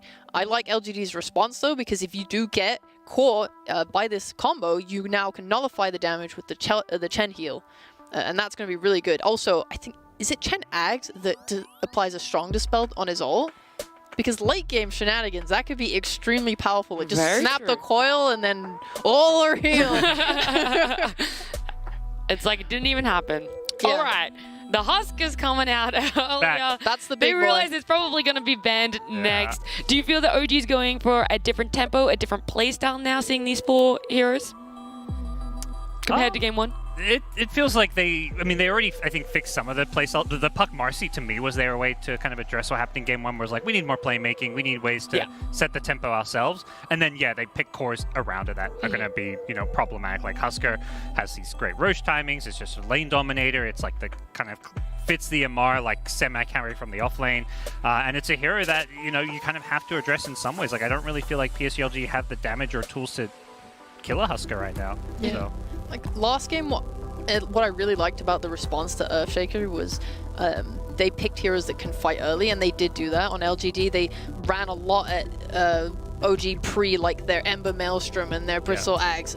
And this game, I see the same sort of response from OG. You have a lot of heroes that can run at you before Earthshaker gets his 6, gets his blink, because that's when he's strong. If you're able to like tempo these team fighters, then you're very strong. The only problem is you do have a Razor and a Chen that do kind of fix that timing problem for an Earthshaker. Is there something that you feel LGD might be lacking then? Or is there a standout hero that you think can pull it all together and maybe fill in some of those holes you think LGD has at the moment for their draft? I think there's a couple directions they can go if they want to like try and sit back and play like the waiting game, like with the like pick up a harder carry that doesn't get too beat down by Husker in lane. Alternatively, they can try and match the tempo, play like, you know, Razor safe lane, or even if they're doing a 3-position Razor, pick a carry that is like just not going to take a lot of farm or time to come online. So I'm kind of curious which direction they go. Typically with a Chen draft, you're not looking to play a slower game. You want to have more like a bunch of semi carries that kind of match the tempo of your opponents. Yeah. I'm just trying to think right now who kills the Huskar. Yeah. Any ideas? Any ideas? I don't know, like... Yeah. The thing is, surely they have to have something for this Husker, because, like I keep saying, right, the last time these two teams faced off, the game that OG won was with that Husker. So surely that was an issue that they felt they needed to look at, potentially address. Yeah. It's very different because they picked it like into Spectre and stuff that game. Like they had a really good lane, and it wasn't like the Husker solo carried the game or anything. If anything, he actually didn't have the best game compared to some of his teammates. But it was that like Timbersaw thing where it's like you've suddenly got to focus this guy and address him, and as a result, everyone else on the OG side gets all the space in the world to farm and play, have the best game possible. Yeah, they can try and do like a wave cutting thing and try and delay to timings, like last game. They can pick. I know, like in the past, I've seen Huskar suffer against things like Black Hole. If this was to be a Razor carry, you can just try and kill him in that sort of space. I was going to want to play with him. Maybe you can take advantage of that. They've banned out the Monkey AA. I think those are like pretty decent, solid heroes. Yeah. AA is a funny band because like, where does it fit in? They kind of pick their supports, but they could. Faith Beyond has played Shaker before, so maybe they're thinking they could do like 3 Shaker. It's very much like a, hey, we have IO Husker, like let's just ban the AA. Okay. CK is going to be a lot of damage. The only like saving grace is Huskar was gifted the ability of an AoE disarm, which is always lovely. He's also going to potentially buy Halberd and make it a little bit harder for that physical damage to kill him. And you got to imagine OG's like, okay, they're using CK as their kind of Husker answer. Let's address the CK, because this is where OG get that last pick. So I feel like OG's drafted really well, getting the Husker pick where they didn't, now getting a response to the CK, which you got to imagine is going to make CK's life a bit more difficult. What do you think is a nice response then that's still left in the hero pool and also works with their lineup? Is anything missing from OG's lineup right now? Is Bristle banned? They could just take another Bristle. Yeah. They could just have another Bristle. Is Sven playable? Sven is, yeah, like Team Spirit love that hero, and I think it's pretty good because, oh well, they're not going to play it, but so I won't talk about it. But Doom's very cool. As a carry, it's being played a lot by Talon right now, 23 Savage. He's something he played throughout Tour 3 and this tournament. I think he literally just played it. Believe so. Yeah. If not, I know that Doom was played yesterday in the carry role, but I could not tell you who played it. But I'm loving it. Just as a piece of fact, whatever. People have been playing Doom as carry with like other scaling cores like Enigmas and Visages and stuff. So this fits this draft perfectly. You have a Huskar, so it's it fits in very well as a carry. Where do you guys feel that this is going to go? How early, late is this game going to end? And which side do you favor just a little bit more based on those timings? OG for sure. For me. I'm really liking OG's draft. Really? I don't think it's going to be super fast paced. Like, I mean, they're going to make these aggressive moves, but like Husker, Doom, they're going to look to farm it up a bit as well. And it's more about like hitting some of these BKB timings later on. And I think that's where suddenly, PSG LGD just don't have good answers for Husker or Doom. Perfect. I'm looking forward to seeing if OG can take it to their right timings and take game number 2 as we head over to Gareth and Lacoste. Yeah, away we go. LGD sniping out that Shaker, maybe showing Seb how it's done, but Doom and That's a Husker, ballsy man. move. I mean, Earthshaker so far in the tournament is 0-3. Yeah. And this might be the first W. This is last pick Doom into Earthshaker. If you get a good block off and looking at the chase potential from OG, there's like relocate, but that's about it. Maybe puck, but yeah, you need to be able to connect onto target with the Doom and delete it. This is also position 1 Doom that some teams are playing it. Panel talked about Talon. The other team that comes to my mind is Entity. They really love to run it. And yeah, looking at the other heroes on PSG LGD, I feel like it's going to be about initiation. If this CK gets the ulti off in the fight, we're talking about like 2-3 extra illusions. Doom's not going to be able to find the target. Also, Huskar doesn't deal too well with it, and this might be a problem. So if Ame, because Ame had a perfect game in the previous one, masterclass performance. And also looking at some of the itemization that popped onto my mind, I would love to see Void Spirit with Void Spirit Vessel. That's about it. Because you're playing against Huskar, you're playing against Io. So many heals. You want to get that as soon as possible. Shaker's not that hero. Like, you could potentially get it, but you also want to get the different items, and you're not going to be able to get it fast enough. So definitely an item to look out for to be able to shut down the healing, and it's a good matchup. This is the first phase Void Spirit against Puck, so a good matchup for Void Spirit overall. Yeah, so is this Doom, you mentioned a couple of other teams have been playing it. We know Anna was practicing it as well, prior to Riyadh and coming into this event as one of his position 1 heroes. Is this the answer to the kind of LGD Aster delay the game strategy? Is this your scaling potential to match them in late game?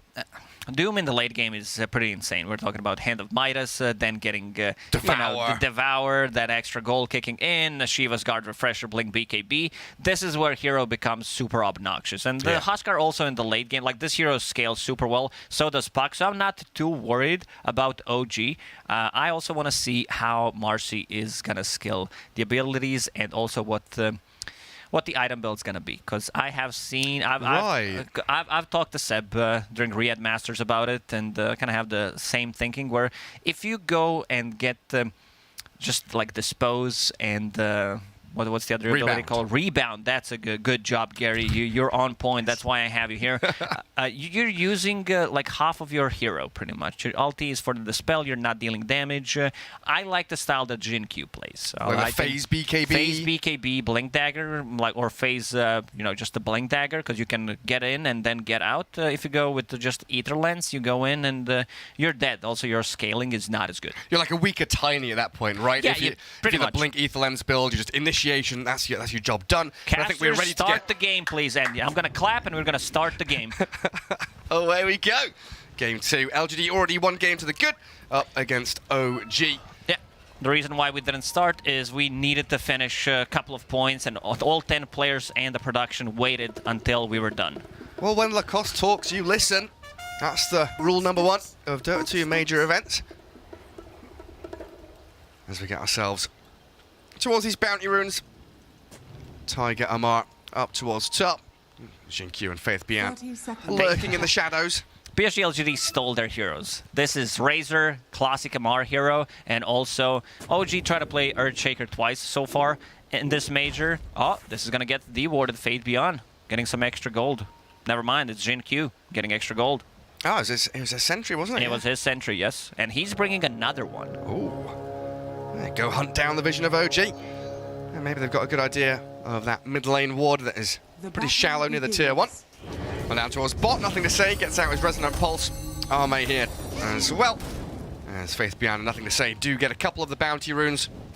The 4th one, though, is BZM's, giving the 2 for 2. Nothing to say, starting with 20%, 30% HP against BZM. We saw yesterday when BZM first game against Liquid was playing Batrider. That did kind of cost him the lane and also not necessarily the game, but the game was definitely harder.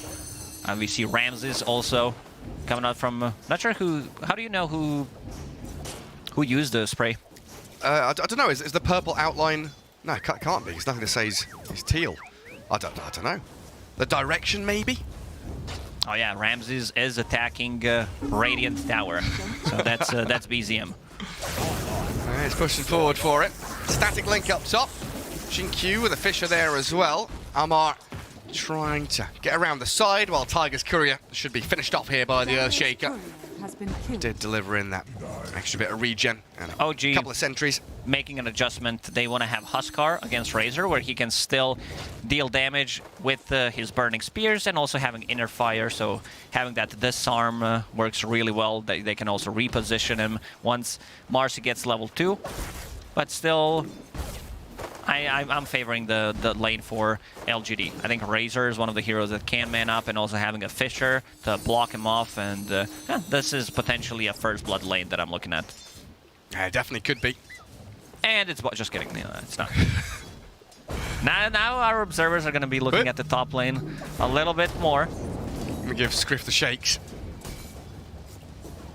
Bottom lane, what is it? IO Doom. Tons of sustain coming out of Seb. He's got his wand, Fairy Fire. Yep, Sustain. Sustain, yeah. Seb did hit level 30 on IO the other day. It's one of the heroes that he has been spamming, so... Well, he's Master Tier now. Master Tier, expecting some big things, big reloads. Big tethers.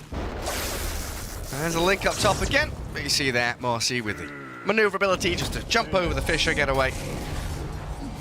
Yuragi. Oh, he's been pounded by Ame. Oh, good body block. Don't Like, Ame did kind of close the gap. I can't Still finish gonna him. be fine. There's still Fairy Fire on IO, and he will be okay. Healing Salve used. Yeah, plenty. A regen there, and going to have a ring of regen brought out to Seb as well. No more tangos or salves though, so if we do have another move by LGD to play aggressively, we could find a kill on Seb potentially. How's that mid lane going? Even though Nothing to Say had a rough start, like you said, starting 20% health, he's still doing fine. Jinkyu, yeah, Fisher blocks them out. Oh, Amar, trapped by the creeps. The Radiant Creep Wave doing their job, keeping Huskar in range for Faith Beyond to get first blood. And now they have level 3 on Earthshaker, who's going to have some extra mana from Mangoes, so using a healing salve as well. So an extra layer of stun, an extra bit of a physical damage that sometimes you need. So off to a really good start. Fate Beyond, we saw in the previous game what happens when he is the one popping off early on, and this might be the same thing. Yeah, very well could be. I'm going to pull across as well for Jinkyu. Just keep dragging that creep wave around. BZM made his way up to top to grab himself a bounty rune. He even scanned it as well as he was afraid of what was lurking in the shadows. Now, about a wave behind in terms of CS against Nothing to Say, but Void Spirit makes that same move down towards the bottom. Bounty rune himself. Also, I don't think there's going to be any movement on Void Spirit. Even when Puck hits level 6, it could potentially be Marcy, but Io's not that hero that's going to rotate. So I feel Void Spirit's going to have a really good time. And look at this, same thing happened in the previous game where Jinkyu goes for that 4-minute rune, leaves some extra experience to Fate Beyond on top. Oh, Yi there with the Penitence. That's going to be incredibly potent paired up with this Chaos Knight, getting that attack speed onto heroes like Io. Drag them out of place with the Rift. And do a tremendous amount of damage. So far, Arme 22-8, really untouched in this lane. Both him and the Doom have so much heal from their supports, right? You've got Chen with his passive, you've got this Io topping them up as well. In terms of CS, Huskar is doing better than Razor, but if we show network, it looks better for Razor. Yeah, show network, please. Yeah, 2100, 2130. It's pretty close up at the top. Doom, the one down at the bottom, surprisingly. We'll start catching up with his Devour eventually, though. And Seb's grandson in that mid lane. 23-6 on the puck, just chipping away at the Void Spirit. Trade out in the regen. Nothing to Say, tanking up on his Void Spirit, bringing a Raindrop, bringing full Magic Wand to be able to sustain through puck. Big small cam stack. Let's see if Nothing to Say. Oh, he didn't get it. He got like only a couple of those, but got the XP, which means that he got level 6. And dispose up puck top. to TP out. Faith Beyond tagged by the inner fire. Amar getting OG's first kill. And you're right, that puck very close to death, just about jaunting to the orb to get away from the astral step. Oh, Nothing to Say. I mean, Chen here, he's got lots of little items, a little thrift shop going. Blightstone, Sage's Mask, Headdress. And minus armor with Penitence and the right clicks of CK. It's no joke when you're an Io or a Doom. Also, minus armor from Reality Rift. It's level 1, so extra 4 on top of 2, which brings Doom's armor almost to minus. One of the reasons why he decided to go for Phase Boot, so we'll be okay. Putting a lot of pressure with this Doom and Io. Very difficult to trade regeneration against IO. Even though you have Chen, even though you have CK, still OG playing this lane really well. Yeah, just keeping that pressure moving forward. And the catapult wave doing some significant damage to that bottom tier 1. Does get cleared out in the end by Arme. He's constantly at half HP. Thinks about the stun, but when he's so low, doesn't want to make the jump onto Seb when his 1 charges. And the Fairy Fire did not want to commit. Yeah, little abilities to turn fights around. But look at this. Nothing to say. Oh, has he been scouted? He's scouted by the sentry ward. Dire sentry sees him. He's still going to go for Tiger though, it looks like. Move in towards the back, ignores Tiger, wants Huskar instead. Struggling to decide which target he's going for. Jump, you know, he's moving up, moving down now, focus in towards him and blow up Amar. Tiger, the next target. Line it up and finish him off. Poor little Marcy, no way to jump away from this, is that? Maybe can get a dispose out, but nothing to say. Going to try to catch up. Seb with a heal. Now the 2-man coil. Tiger's still alive and able to battle on through. They will get the Waning Rift in onto 3. The silence lasts long enough to kill them off. Razor and the Void Spirit down and out. And Xingqiu with one last Fissure finishes off the puck. 3 for 2 trade. Now Xingqiu should surely be disposed back and found. Seb with a double. Dire's bottom tower is Void under Spirit, attack. 1 second until the Resonant Pulse. If he gets that off, getting some extra damage and also getting the tankiness, I think he lives there. Another reload bottom. And Uragi with Tiger. They're coming down here thanks to Seb, aiming for Arme. TPs from LGD are coming through, but the CK, even with his 1 charge, is dead to rights. In comes NTS though. Resonant Pulse, the relocate out, they'll leave Tiger here to die as they save up the Doom. Some good rotations, hitting that level 6 on IO at minute 8. That was pretty big. They did lose Amar, but also supports are getting quite a lot from this. Both supports going to be level 6 before minute 10. A little interesting that Seb's going for the Locket first item. I feel like in recent times it's been that mech rush and Locket comes after. Do you think he's doing it the other way around. Yesterday also, Holy Locket into mech. Okay. Is there a good reason for that? Just quicker, faster to get there? I think so. I think because of the build-up, because he like gets the headdress and you get it easier. You do have a magic wand as well, so I think that might be the reasoning. I also could be wrong. It's straight up 50-50. Either I'm lying or Seb is right. You're right or you're wrong. No Yeah. in between. Yeah, I think you're a spot on there. You've got all of the little elements, small item build-up towards that Locket.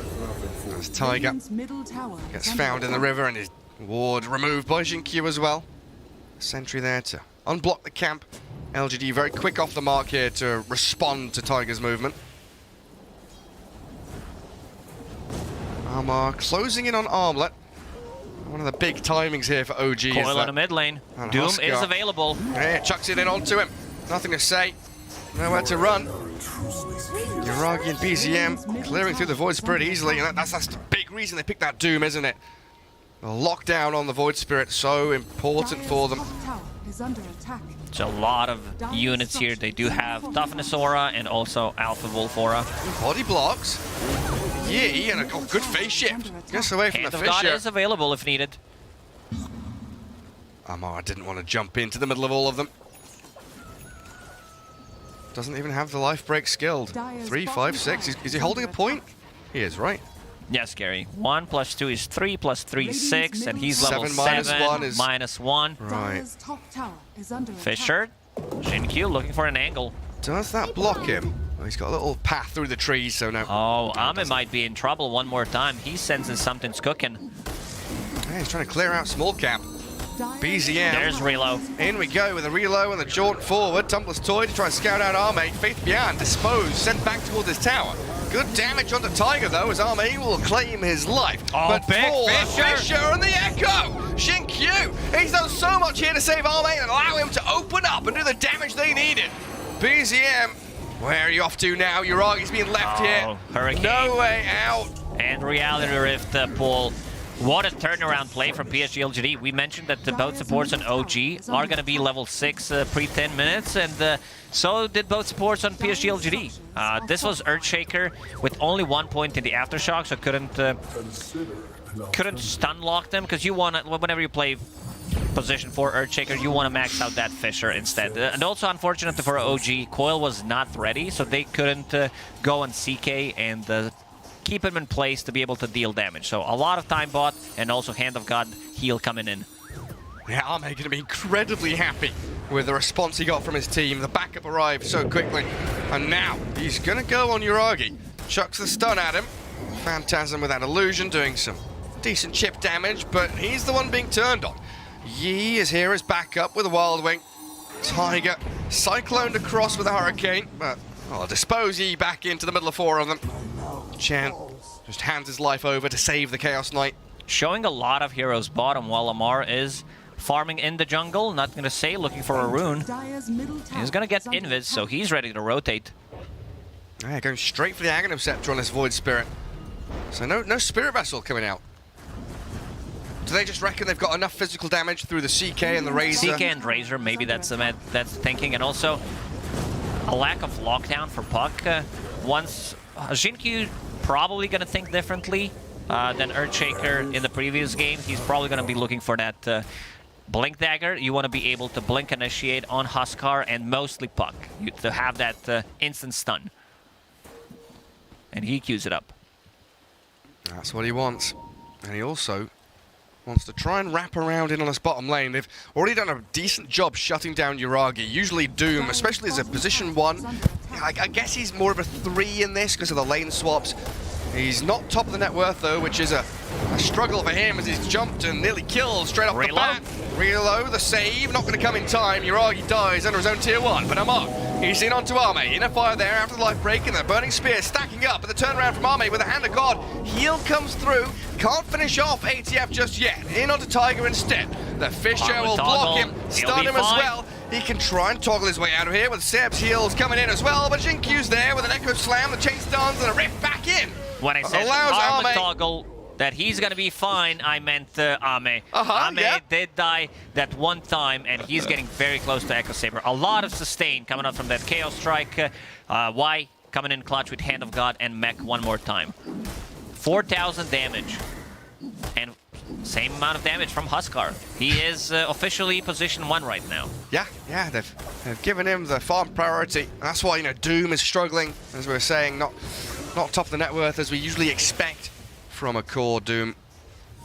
He still needs plenty of time. He has got his Midas now, got the first use out of it, and a Coil maybe into a Doom on the Void Spirit. Can he get the Doom off? He's not going to be able to. He gets fogged as he walks up the staircase, and now Jinkyu and Yi, they're chasing back in towards BZM. The Remnant misses though.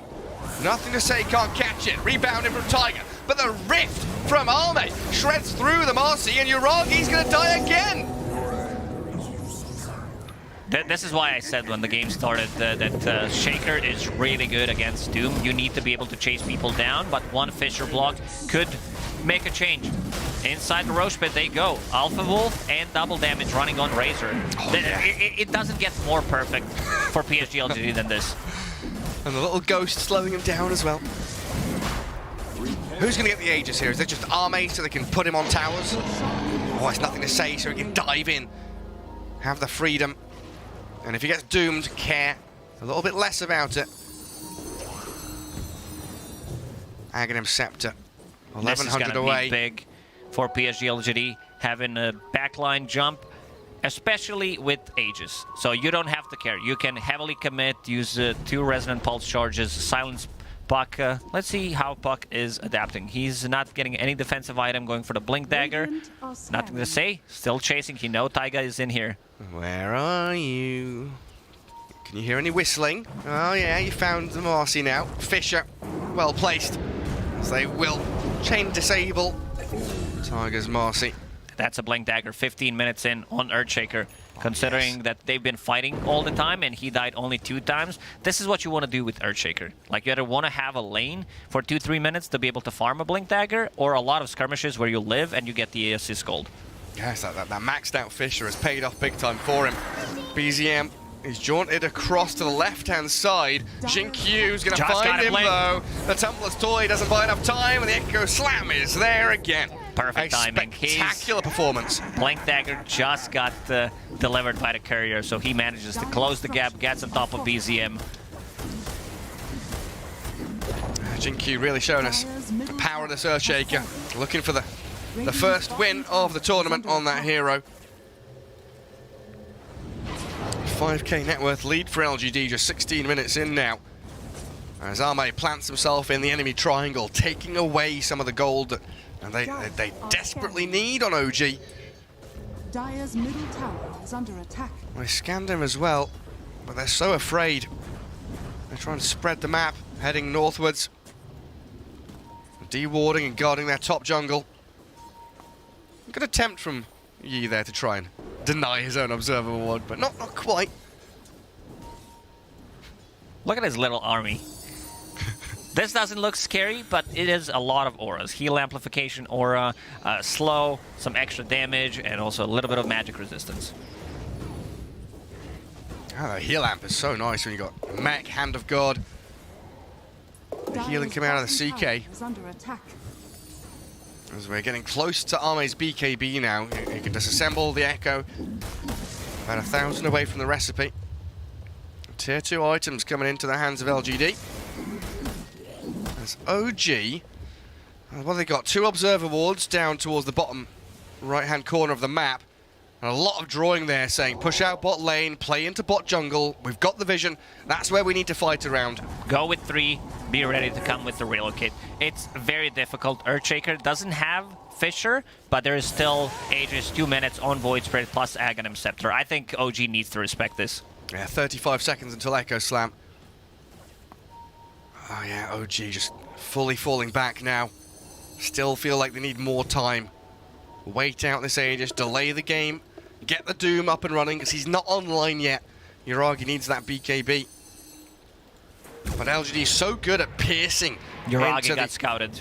He's dead. He's under an observer ward. Nothing to say. Straight in with the Ether Remnant. Arme Faith Bian will follow up. The cavalry arrives and Jin-Q will claim the kill. Just in case he Doom presses BKB and Cheese and tries to get out. And an Eon Disc pops, you know. And so he makes sure that doesn't happen. Still a minute left on Aegis. Void Spirit thinking about going in. Is under attack. LGD are so good at these moves though, aren't they? They find the right angle to get into enemy territory where they are at their weakest, OG. Everybody behind the tier 2 top. Not allowing LGD to have that opening. And Aegis 50 seconds away from being reclaimed, so they've weathered the storm for the most part. Even though Yuragi has been the sacrifice 4 times this game on the Doom. His BKB is very delayed. Also, something that we mentioned is if CK gets the ulti off, he gets 2 extra Phantasm illusions, and then it becomes very difficult for him to find which one is real. I will find the real one straight up here with Amara Tiger. Now on to Arme. No BKB for him yet on the CK. He turns to try and fight, but he's disarmed. No more lifesteal. The Blink Echo. Jin-Q turns it straight back on them. Sam gonna go for the TP home. And LGD, they get something out of nothing there. They caught him underneath the vision. There are 2 observer wards right now in PSG LGD's jungle, scouting things out in the river, or the one that's gonna get de-warded right now. So Ame dying, very close to his BKB, needs 400 gold, disassemble Echo Saber, and we'll have it. Again, this didn't get de-warded. Yuragi did ping it out, saying that there is a vision. Yeah, and he walks right under it again. This time, waddling back to his tier 2 with Seb's backup. A hasted Void Spirit, eyeing up an opportunity to jump. The moment he sees a hero, Jin-Q also here nearby. And a high ground ward sees every member of OG incoming. Jin-Q immediately de-wards it. Solo coil. They want this Earthshaker, snaps the coil on him. Jin-Q pretty tanky on the ES though. Will get jumped by the life break, but the enchant totem, and in comes Razor, just chipping away way at too OG. deep right now. They're trying to commit, the dispo's back. Chen thrown in, but the Fissure on 3-man 4. Fissure catches them with a shard as well, just holding back OG, stopping their advance forward. Man, Jin-Q Earthshaker, that's definitely something else. Also, very good Remnant from Nothing to Say to be able to close Marcy, placed it on top of Jin-Q so that he knows if someone jumps in. Oh, Fissure! Hello! Jin-Q's here again. Dire's top tower is under attack. That's the power of Blink Dagger on Undertaker, being able to jump in, instantly initiate, and also seeing Puck using phase shift. Very difficult for Puck. He's trying to go for Kaya Sanj to have status resistance to lower the duration of those stuns. But PSG LGD, they're not going to stop. They have BKB on CK right now and almost a full Echo Saber again. So And an 87% win probability as well. Looking incredibly strong with this 9-10k net worth lead. Next Roshan.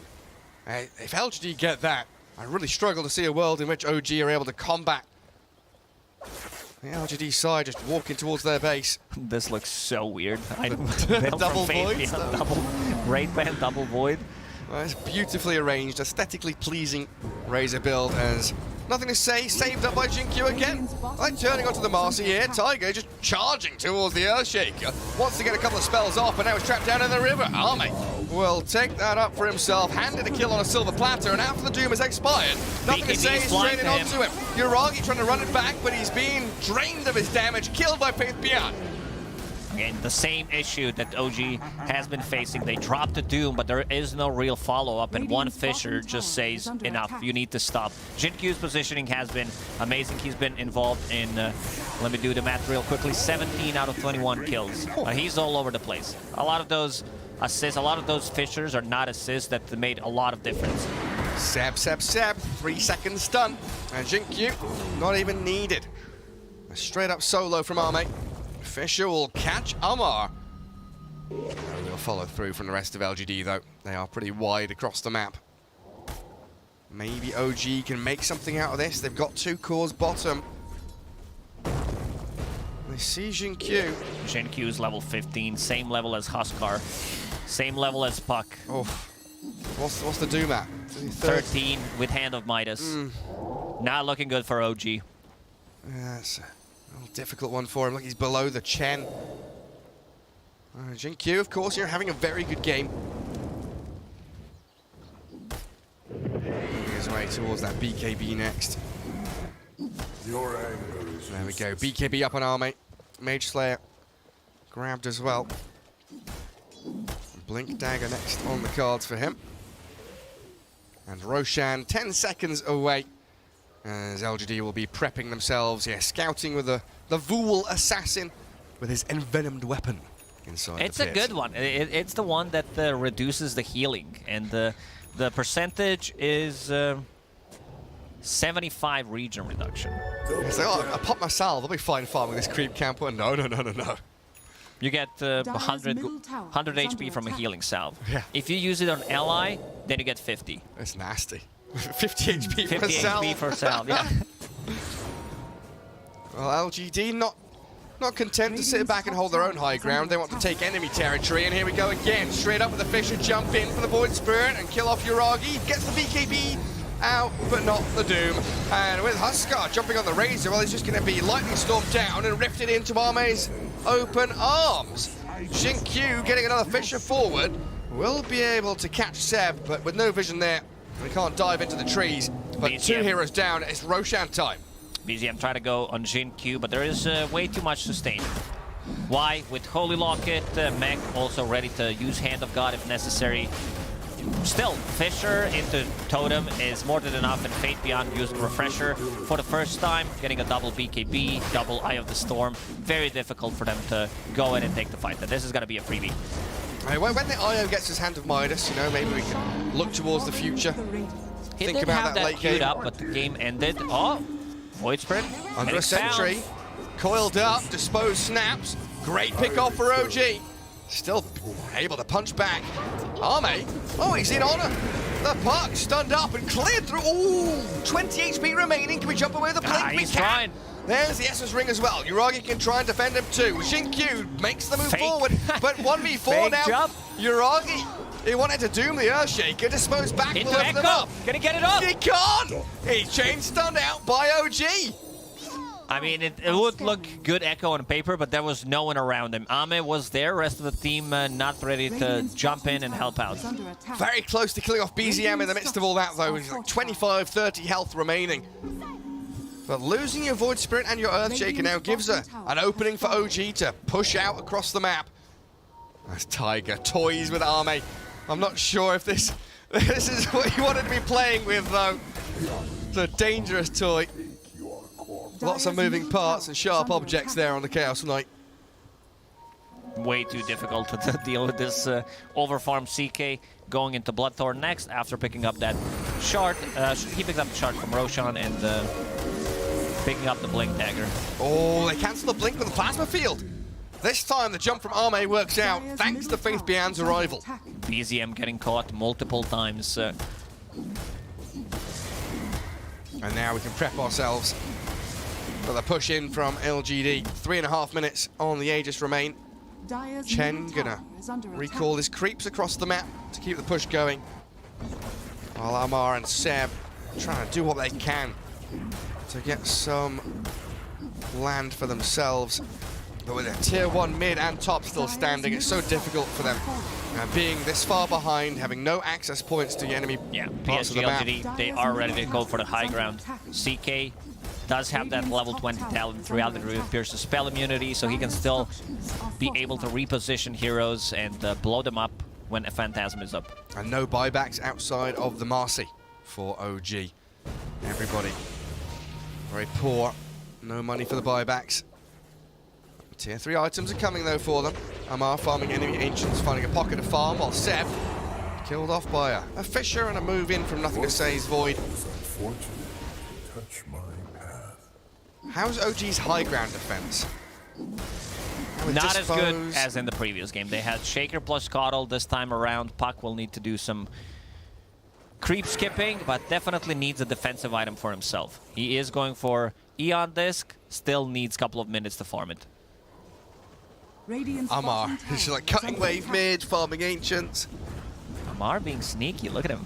Why is Amar the finder? He's finding farm where no one else could.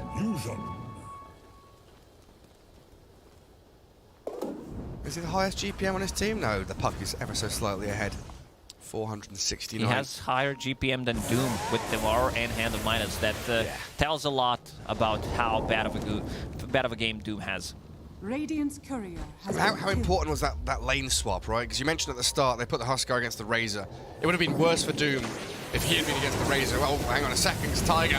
Faith Bian's found him with a refresh up. He's got the Eye of the Storm out. He's got double BKB ready at his disposal as well. They've got the Doom on the Void Spirit though. Faith Bian trying to defend, and the Hurricane back pushes Nothing to Say away from danger. The Hand of God heals him, and in comes the rest. Arme with a double kill, clearing through OG. Tiger, no way of escaping. Penitence and the Rift on him, and GG is called. A 2-0 victory here for LGD, and quite a simple one at that. OG understanding that they have no business left in this game. They were not able to kill one hero in the last fight, and also White didn't even use Nethermech North 20 charges on the Holy Locket.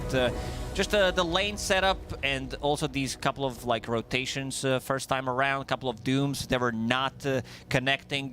Jin-Q, masterclass performance on his Earthshaker. Just exquisite stuff on that Earthshaker, really. I mean, the Chaos Knight last pick as well worked out wonderfully for LGD. No real AoE to deal with CK. They needed to be able to get the Doom off, but way too much sustain from Chen. Y played amazing on Chen, being able to secure the lane for CK.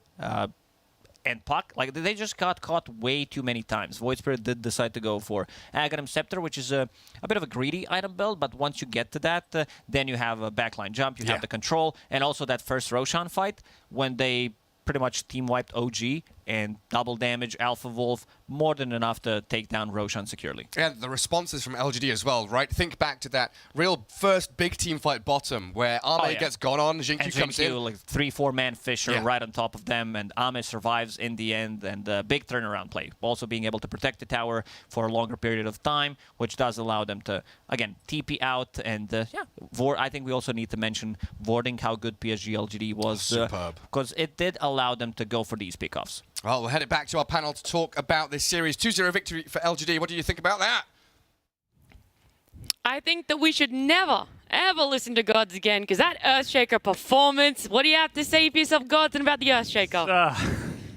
Not very trash. Jin-Q Earthshaker, not very. Yeah, all right. Do you still, I guess, do you like the look of Earthshaker now, or do you still think it is now one of those heroes that's very player-specific and very, very lineup-specific? Probably, I mean, definitely, you know, I got to double down on my bad takes. And, Yeah, please go ahead. Please, I would love to hear. I mean, the way Jinku played it definitely looked different to what we've seen from other teams. Yeah. And I also think LGD, the better team here. Like, I think often what you'll see is, like, you know, a team that's better than opponents can make heroes that maybe aren't as strong look a whole lot better. Like, it felt like OG were walking into these 3-4-man fishes multiple times. But it's a hard hero to play into if you haven't versus Earthshaker in a while, which I think a lot of teams may have to kind of get a little refresher.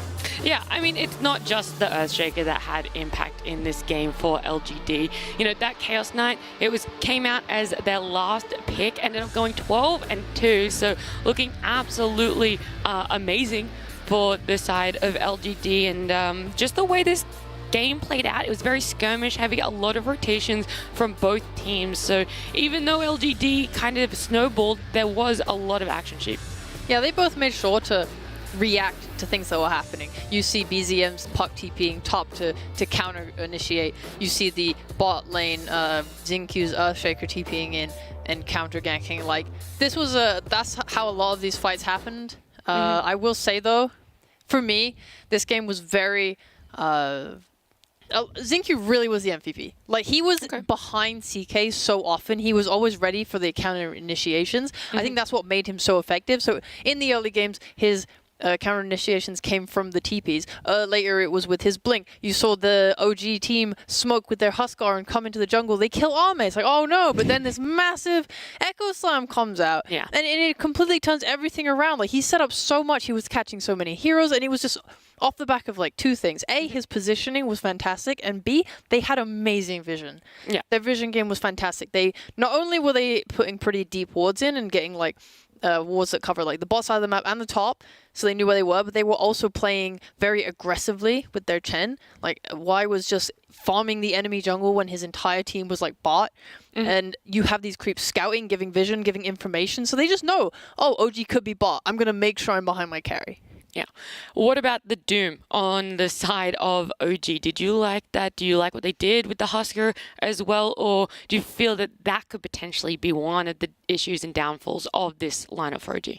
And maybe from a comfort perspective, it was a slight downfall. I don't think there's anything wrong with carry Doom, but at least the way I think OG played around it, and for Yuragi, I think it just looked a little outside of his comfort zone. It felt like they didn't quite know the timings of when they want to fight, how they want to fight.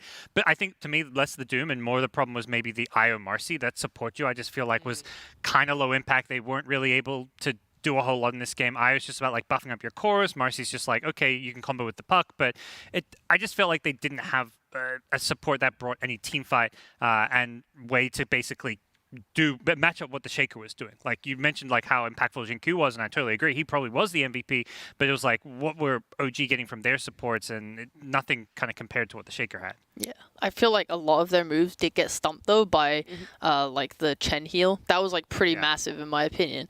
I know like they skirmish early, they send in the Huskar, he nearly kills Arme, and then everyone's healed, and it's just like everything you just did was totally like just stopped. And then they've kind of, you know, no gas in the tank, they're getting worn down, there's a lot of units running around, and they get die. What do you think is a key takeaway that you want to see OG have from this series now that they have?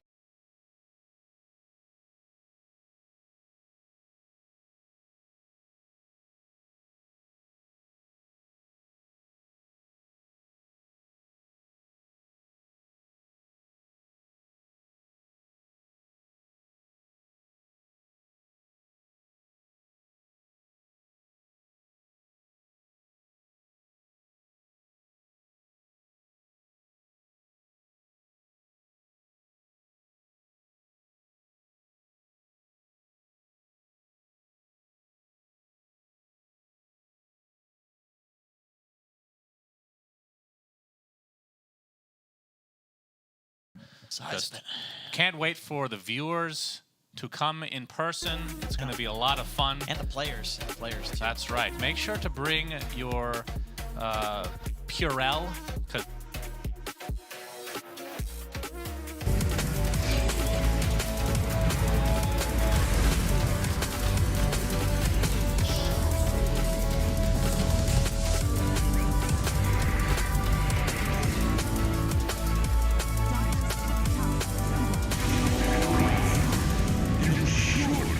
Coming up next, Team Spirit versus Evil Geniuses.